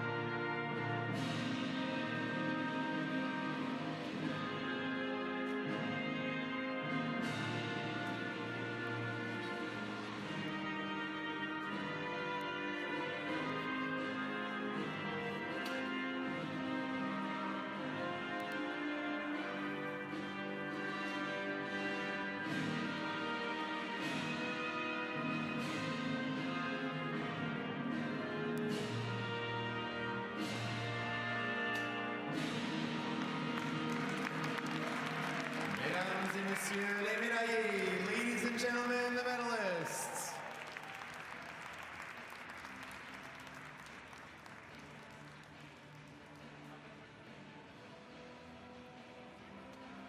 Ceci met fin à la première journée ici à la Place Belle à Laval pour les championnats 4 continents. On va être de retour demain avec la distance de 1000 mètres et avec les finales de relais. Je m'appelle William Prudhomme, ce fut un plaisir d'avoir été votre annonceur aujourd'hui. Monsieur Danny Lemay sera avec vous demain pour continuer l'action. That's the end of the day, ladies and gentlemen. Thank you for joining us. It was a pleasure.